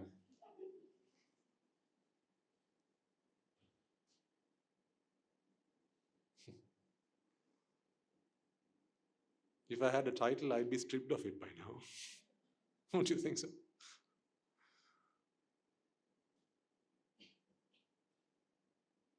Those who were there in the first are still here. It probably suggests to me, that suggests to me, right? More or less, it suggests to me that I have yet failed to show you that it is this stuff that needs to go in there, not this. I still haven't convinced you, or I still haven't been able to convince you. It is either because you don't have the merits, or I just don't have what it takes to convince you.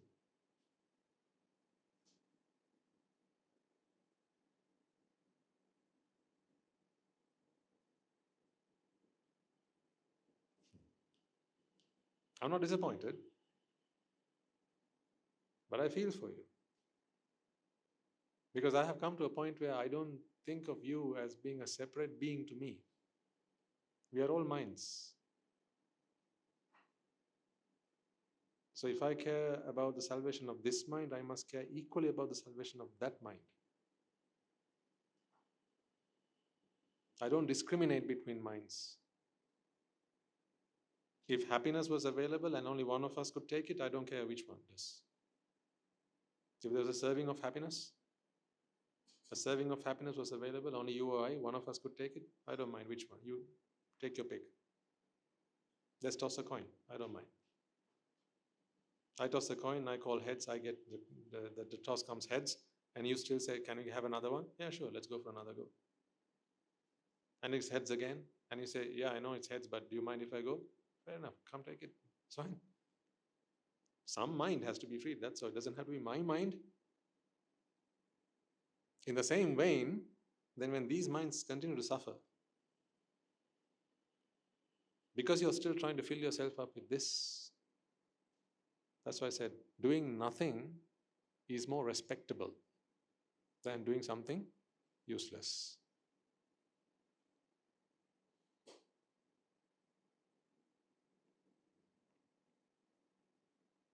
Bring dignity back into your lives.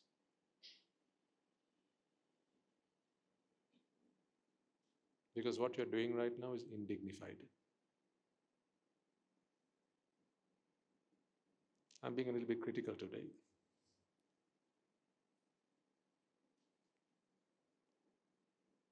Bring dignity back into your lives. Do something dignified. This is not dignified.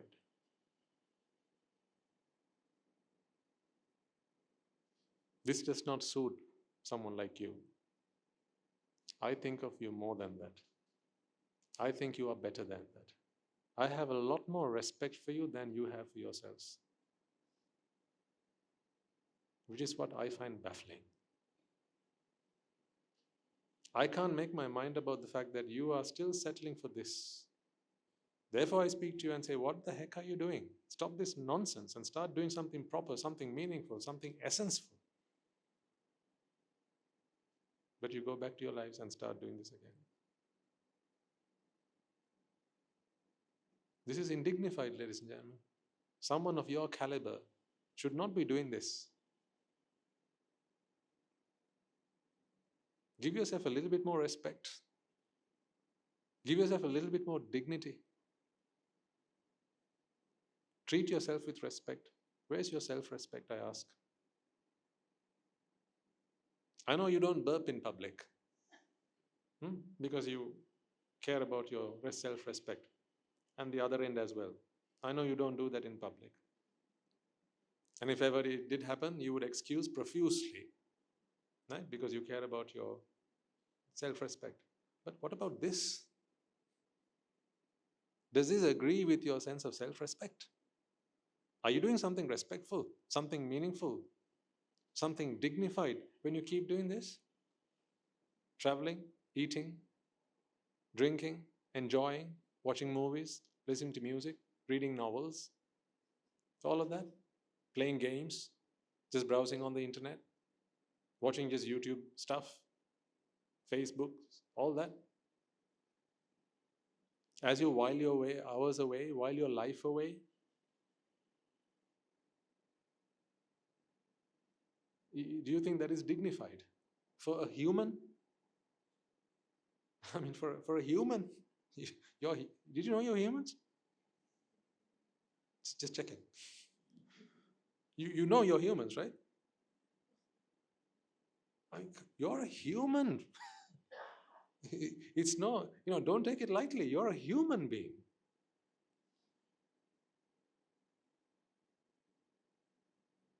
You must treat yourselves with a little bit more respect. You're a human being. Human beings need not resort to doing this.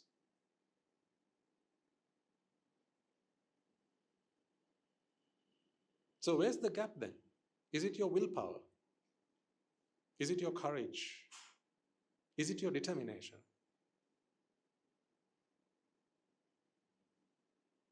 You've got to identify where you're lacking and fix it soon. Is it your lack of wisdom that lets you down? I will help with that. Are you not strong enough inside, internally? Is it the resistance that you fear will come to you from the outside? Is it the peer pressure?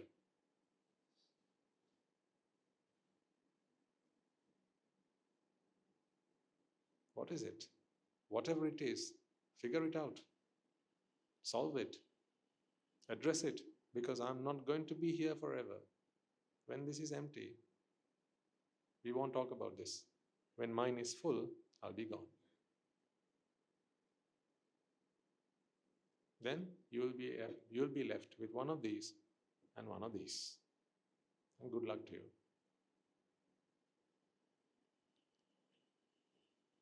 The sasana is no easy matter. Don't take it lightly.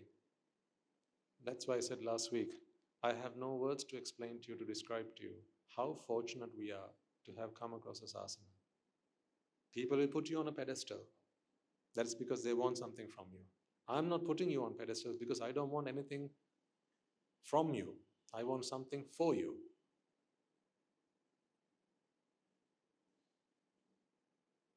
That is what I call love. I don't want anything from you. I want something for you. So at the end of this encounter, at the end of this relationship, I have gained nothing from you. That's okay. Because I don't want anything from you. But you have gained something. That's what I want. You have become someone better. You have filled yourself up.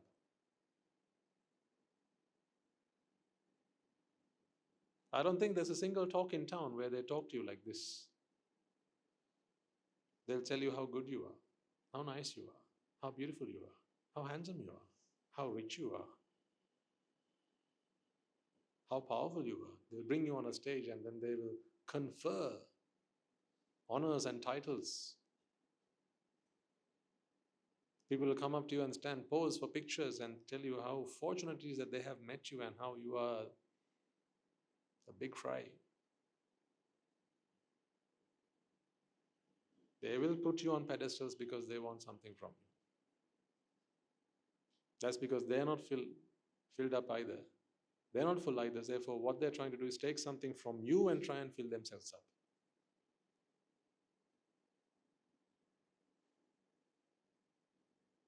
Come, ladies and gentlemen, come forth, come forward. Now's your time. 150 sermons we have been doing this together. What has happened to you over those weeks?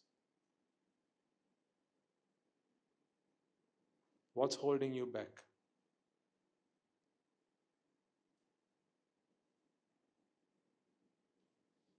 Is it because you're a mother? For how long? Do you want to have your motherhood hold you back? I'm not suggesting you have to become an anagarika.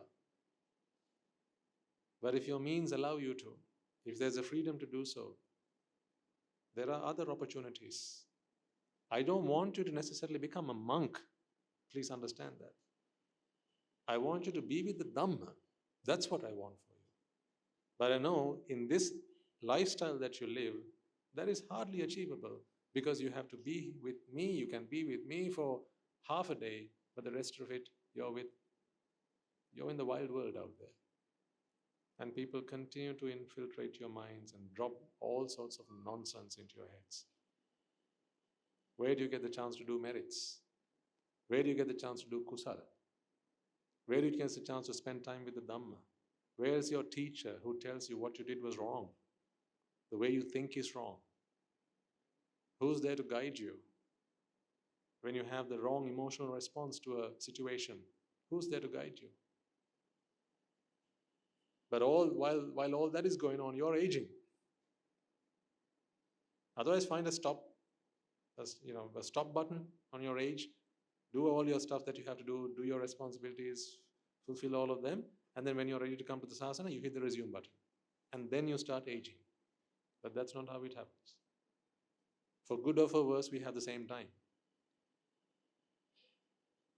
That is why I speak to you like this, because you need to have a sense of urgency. You really do. You need to have a sense of urgency. I don't want you to become monks. That is not what I'm here for. I'm not here to ordain all of you. I don't want anagarikas from you either. But I want you to come and spend your time with the Dhamma. Because that is the only option. That is the only solace. Any other venture is utterly meaningless. I have proven it to you. That's why even today you are empty. How many more years of emptiness and empty effort do you want to continue doing? I used to love watching TV, but I stopped not because watching TV was unvirtuous, because watching TV was meaningless. I used to love watching films. I used to love going out eating, trying out different cuisines, traveling the world. It was one of my favorite pastimes. Those are things I really enjoyed doing. I didn't stop them because it is not suitable for me to do as a monk. That's not the reason I stopped. I stopped it because it's meaningless. I was not filling myself up with anything. That's why. Nothing to do with monkhood.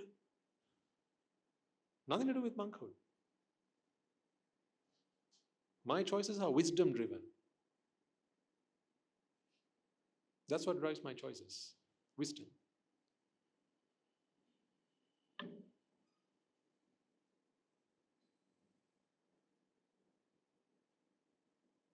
So you need to have a sense of agency and you need to have a sense of urgency. Both.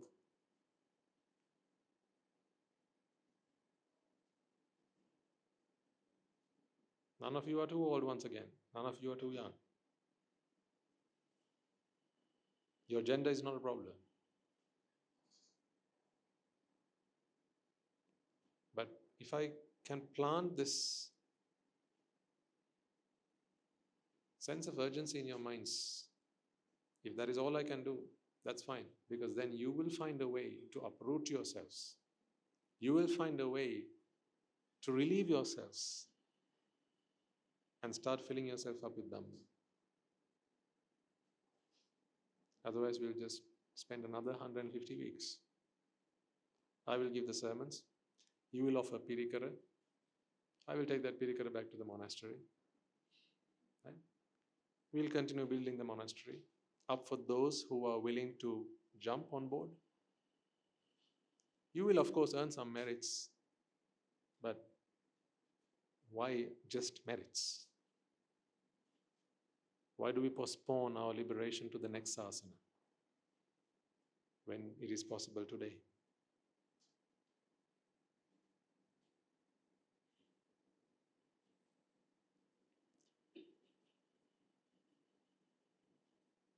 Think about this, please, for your sake. I'm speaking about this with passion because if I were you, I would want my teacher to talk to me like this. If I was in the audience, and if I needed the kick up my backside, I can only give you a verbal kick. This is that verbal kick.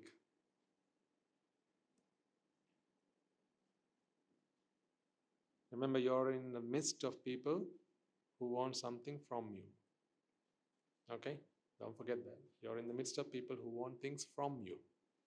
They want your fame, they want your name, they want your money, they want your powers, they want your authority, they want your contacts, they want your daughter, and they want your son. Some of them might even want your wife. That's why they're with you. They think you have happiness and they want to get it from you somehow and get it for them. Therefore, people want something from you. Show me one person who wants something for you.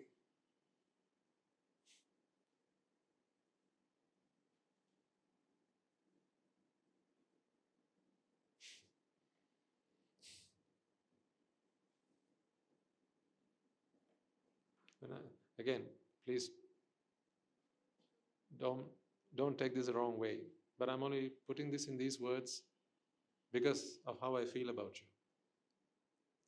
When I look at you, sometimes I feel like a herd of cows being taken to the slaughterhouse. Don't take the cow part of it. Okay? I'm not trying to suggest you're cows. But what I'm trying to emphasize is I feel like you are a herd of cows being taken to the slaughterhouse. It's just a matter of time. Because people want something from you.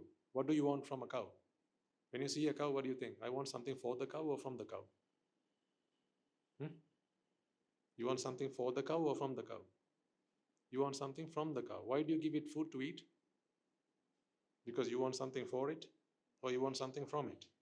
You want something from it. You feed it because you get milk from it.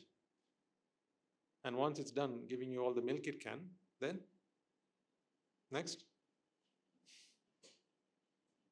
you know what's next. That's why people feed cows. Why else would people feed cows? Unless, of course, the cow is holy. You have a holy cow. In some cultures. But most part, again, the funny thing is, even in countries where they consider the cow holy, it is those countries that produce the most beef. Bizarre. How that happens. Nevertheless, that is what I feel when I look at you. A pack of cows being taken to the slaughterhouse. There are big cows, little cows, old cows, young cows, fat cows, thin cows, well-fed cows, not so well-fed cows.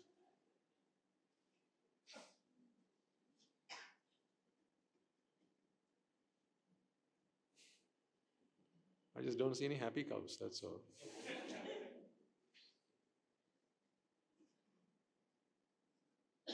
Why do you wait until you are taken to the slaughterhouse? Because once you're taken there, you don't even know that you're there. All you know is either your neck is severed from the rest of your body, or they shoot you, or they electrocute you, and you're dead. That's it. While you're alive, they will take all the milk they can from you. This is your sweat and tears. They will take all the milk they can from you. We call it sweat and tears. Once they have milked the life out of you, then they will take your blood. That is the meat.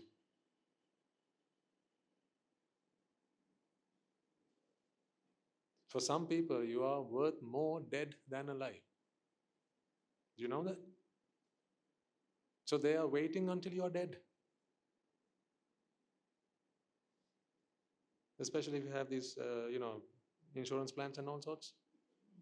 If you have a good, life assurance plan, or you have a last will, or you have amassed good, sizable property, right? There will be people, I'll just call people, not nice to name them, right? There are people who are waiting until you are gone.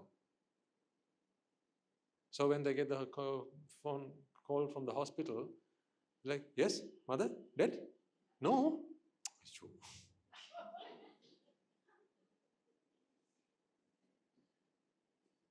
Nothing could make them happier than the news of your demise. You don't believe me? That there are people who would rather have you dead than alive? Seriously? You don't believe me? How naive can you be?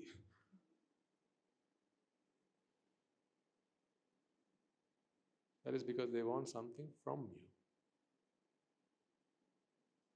Find a teacher who wants something for you. Find the sasana. Find the mahasangha. They want something for you. And once you have found it, ladies and gentlemen, start filling yourself up. Don't waste your time. This is not here forever.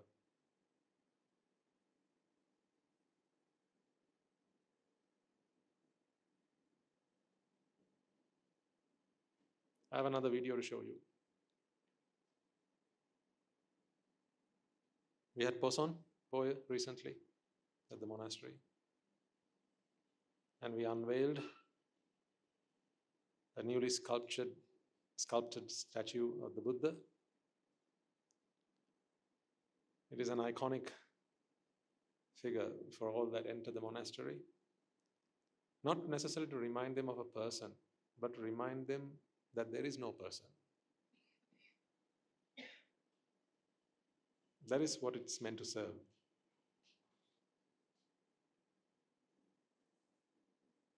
Buddha is no person. That is what it serves. As they walk into the monastery and they look up and they see the statue, it is a reminder that the reason I'm here is to become no one. Because all sorts of people walk in through those doors. Big ones, little ones, high profile ones and not so high profile ones. People who consider themselves very important and people who don't think anything of them at all. People who think very low of them as well as people who think very highly of them. All sorts of people walk in through those gates and they look up at the statue, which reminds them that I'm no one after all. I'm neither man nor woman. I'm not this important person in society that people tell me that I am. Because Buddha is just the truth. So we unveiled that statue for Posanpoe. I think there were many of you were there for the event. And then we also lit the Dolos Mahe Pahana, which is meant to be a lamp that is lit throughout the year. Dolos Maha is the 12 months. So it symbolizes wisdom.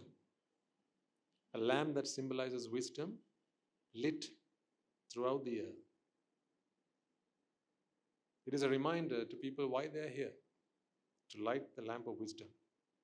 It is a reminder of how the sasana works. So people who come in, devotees, are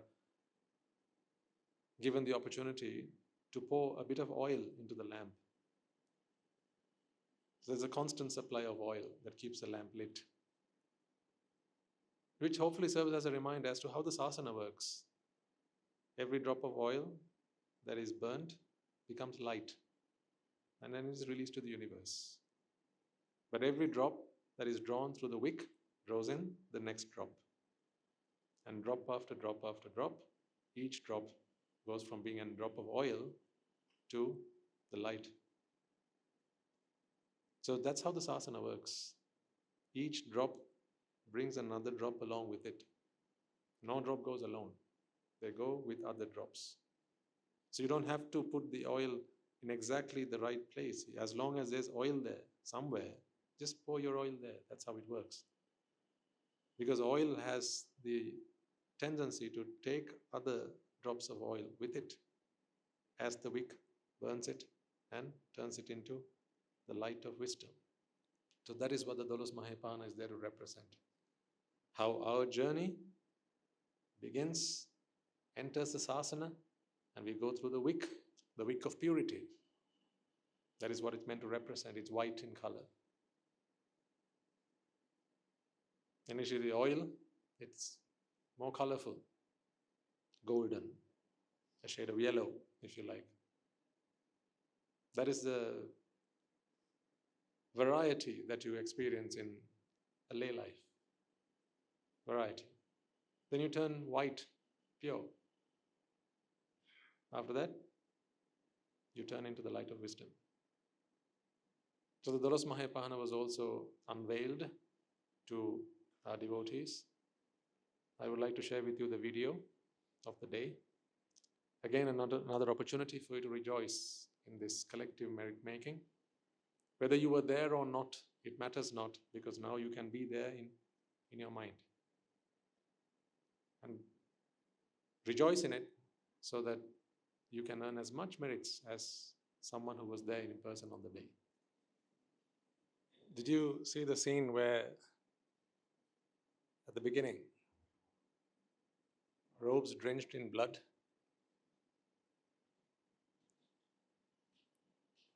That is how it all began. There was a time when monks were slaughtered, murdered, assassinated. Because in history, it is said that when people wanted to conquer our lands, they knew that the only way to do that would be to void this land of the Mahasangha. Because the Mahasangha, not bearers of robes, but bearers of the truth. The bearers of truth had a message of harmony and unity. The Dhamma helped people to set aside differences, to see that everything was one. Therefore, there was no room for disharmony. There was no room for disunity. There was no room for separation, conflict. Every mind the Dhamma touched, those minds turned from minds that were vexing to minds that were at peace. Therefore, people stopped looking for things from others and began to seek things for others. They became protectors of each other, friends. Therefore, the best way to create conflict is to rid this land of the Mahasangha.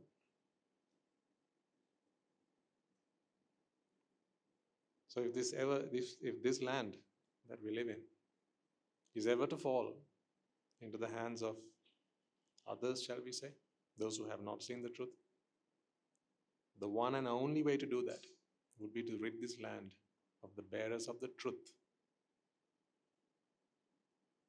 Don't mistake the bearers of the robe to be the bearers of the truth.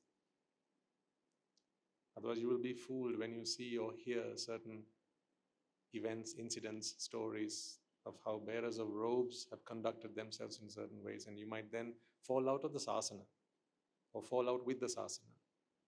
That is not right. Our ancestors, they bore these robes and they upheld the noble truths.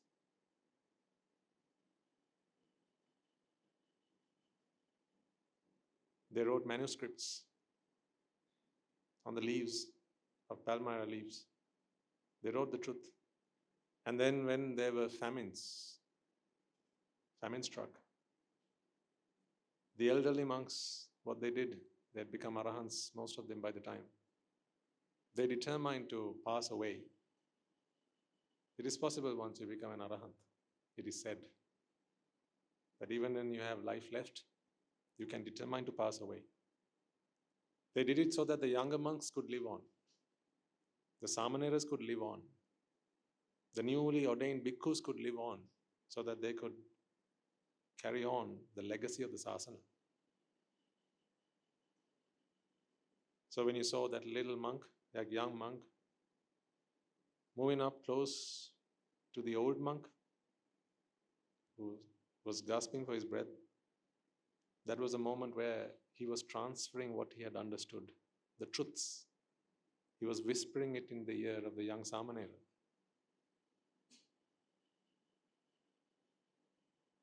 Inspiring him to carry on this truth so that today you and I have been gifted with it. Let's not forget, ladies and gentlemen,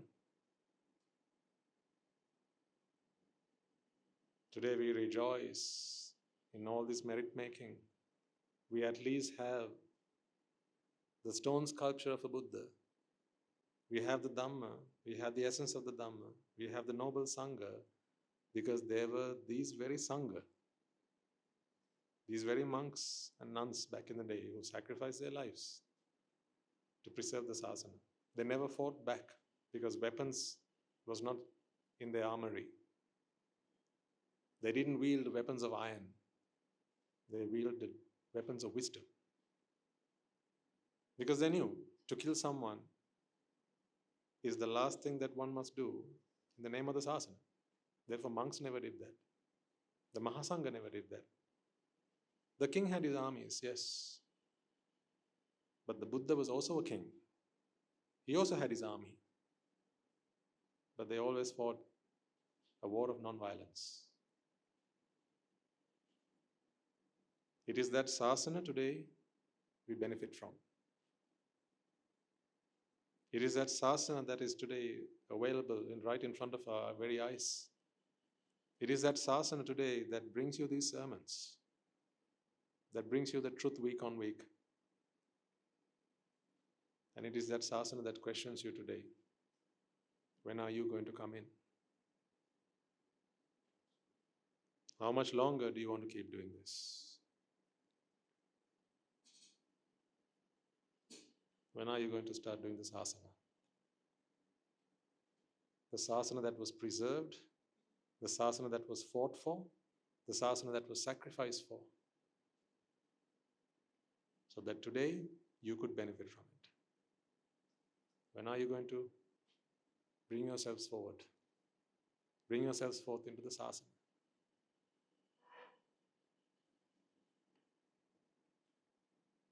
You're very good people, I know that.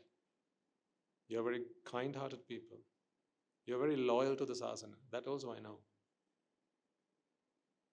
Perhaps at this point your loyalty to the sasana goes beyond your loyalty to anyone else living.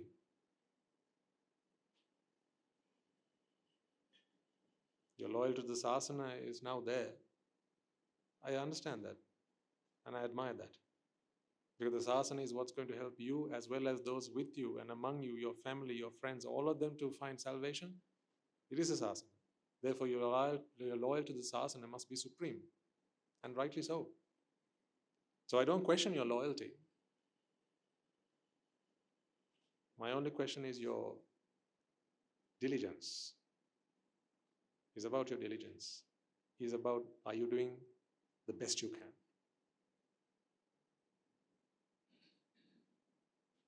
If you are doing the best you can, excellent. If you're not doing the best you can, then get ready. Start doing the best you can. Your best will be different to someone else's best. That's fine.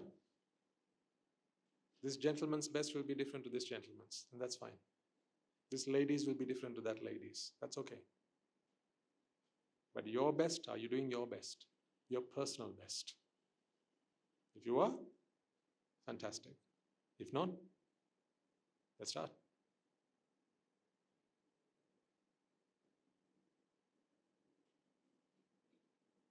Before I conclude, I have another short video to show you. Alongside these sermons that happen at Gateway, there's been a Dhamma school that's been running at Royal Institute. Our monks have been doing that there, and Anagarikas. So every Sunday, while we depart the monastery, myself and Sudasihandru and our Anagarika Mahathas to get into Rajagiriya, there's a bus that comes from, two actually. One to take the Swamin Mahasas and another to take our Anagarika Mahatmyas. And they've been doing that Dhamma school for some time now. That Dhamma school is now open to all students. Initially it was only the RI students were enrolled there, but now it's open to all students. It is also on a Sunday, so the timing is not ideal given that you're here on a Sunday. But if you can spread the word, perhaps those who cannot come here on a Sunday, maybe those who only watch these talks online on YouTube, then they don't have to be here on a Sunday. If they're available around Havelock Town, then they can join the Dhamma school. So the Swami Nivasis are there, the Anagarika Mahatmas are there for boys and girls. So I have a short video just to show you the Dhamma school itself, so you have the details and just to get a feel for what it must be like. So for any children who live around Havelock Town, it's an English medium, so even if there are children who come from abroad, this is a great opportunity.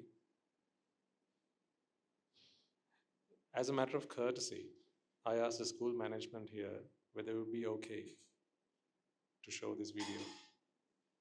It is only right that I do that, right? Only as a matter of courtesy. You know the response I got back? Should you even ask?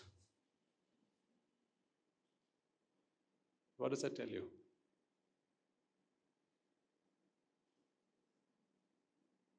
I only ask as a matter of courtesy because this is a school, that's another school. So in the conventional sense, these are competing organizations.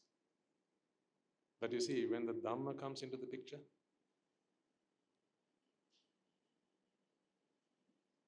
when the Sasana comes into the picture, we are all one.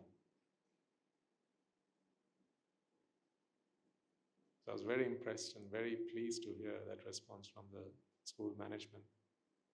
And I also had a very deep sense of gratitude because I felt we are in the right place. We're in the right place, and this is the right space for this community. Because that love, that affection, that desire to serve good to everyone is what makes this program thrive. It's the coming together of everyone, the Mahasangha, the devotees, the school management, all of this together is what makes this possible. So I thought I'd mention that as well. So you can rejoice in the goodness that springs eternal from these noble hearts.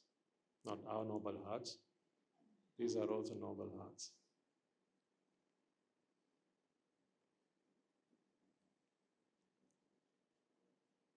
Let's leave it there for today then.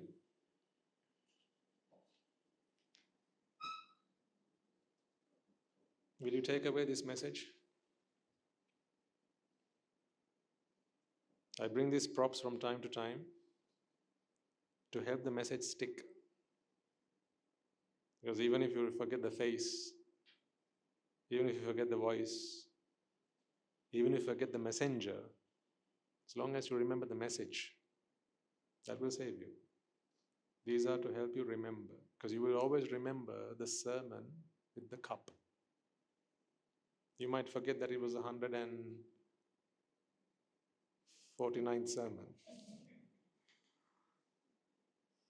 But you will remember that in that particular sermon, a Swaminathan, someone, came in and he spoke about the futile nature of our lay approach to life and why there is only one thing that is right, that is to fill your lives up with Dhamma. So long may this message be implanted in your mind, and long may you remember this in every endeavor that you take in life. Let's do the merit transfer and bring the sermon to a close. First and foremost, let us take a moment to transfer these merits to the bhikkhus and bhikkhunis, upasakas and upasikas, who have since time immemorial protected and preserved the sublime teachings of the Buddha, transferred it down through the generations of the noble lineage in the form of Tripitaka, which is thankfully available to us today so that we may understand and comprehend the Dhamma. Let us also transfer these merits to the monks and nuns resident in your local temples and nunneries who have always been by your side through thick and thin, come rain or shine. Let us also transfer these merits to the Mahanayaka Theras, Yananayaka Theras of all the chapters who have dedicated their lives to fulfill and preserve the Sambuddhasasana. May we also transfer these merits to my teacher Guru Swami Mahanse, as well as all the monks resident at the monastery and the anagarikas and anagarikas attached to the monastery.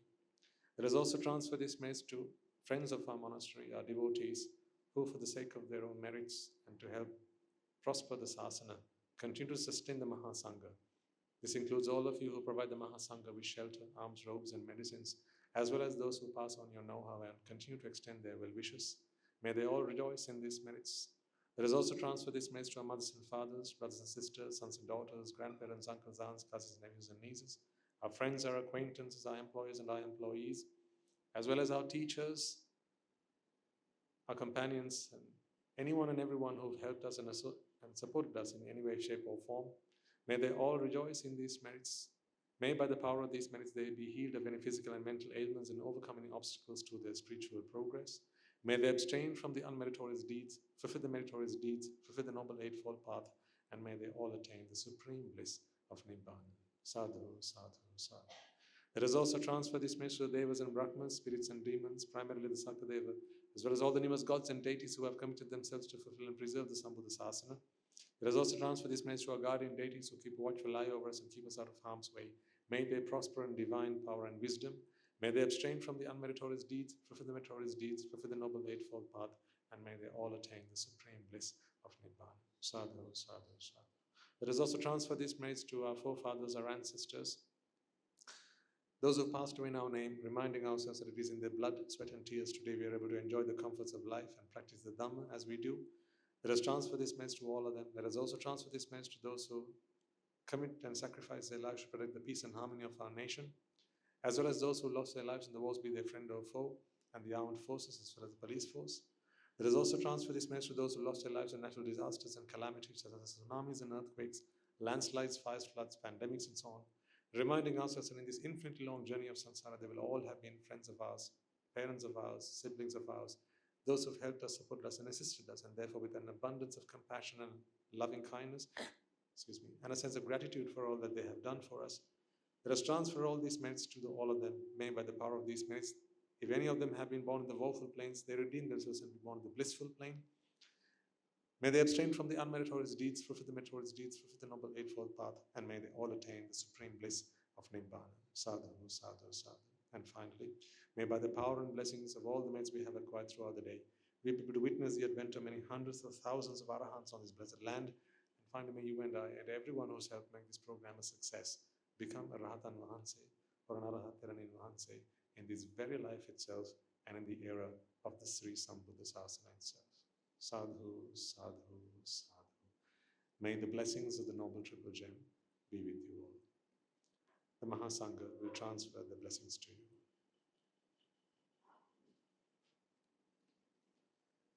Rajagiriya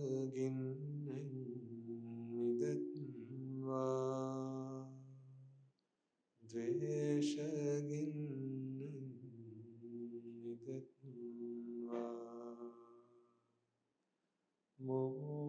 Mohaginna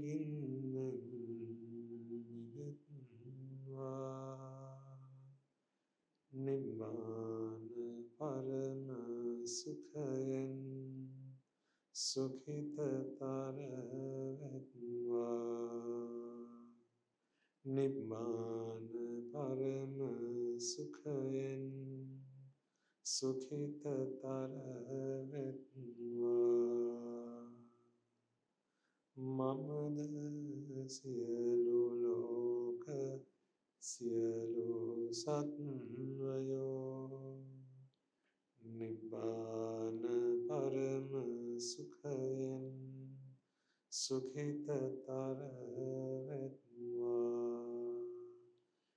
Nibbāna Parama Sukhayan Sukhita Taravatva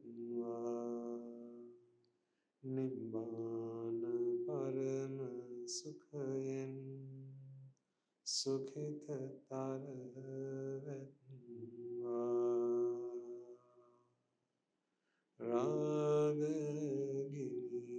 Rajagiriya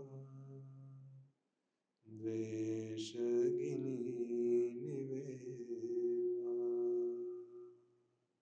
Mohaginna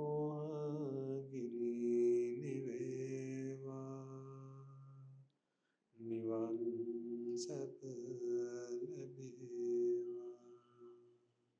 Nivan Sapalabewa Nivan Sapalabewa Tulvange Susi Ananta Mahaguna Belin Silu Loka Silu Satyoma Nibbāna Paramasukhe Sudharavetva Sadhu, sadhu, sadhu.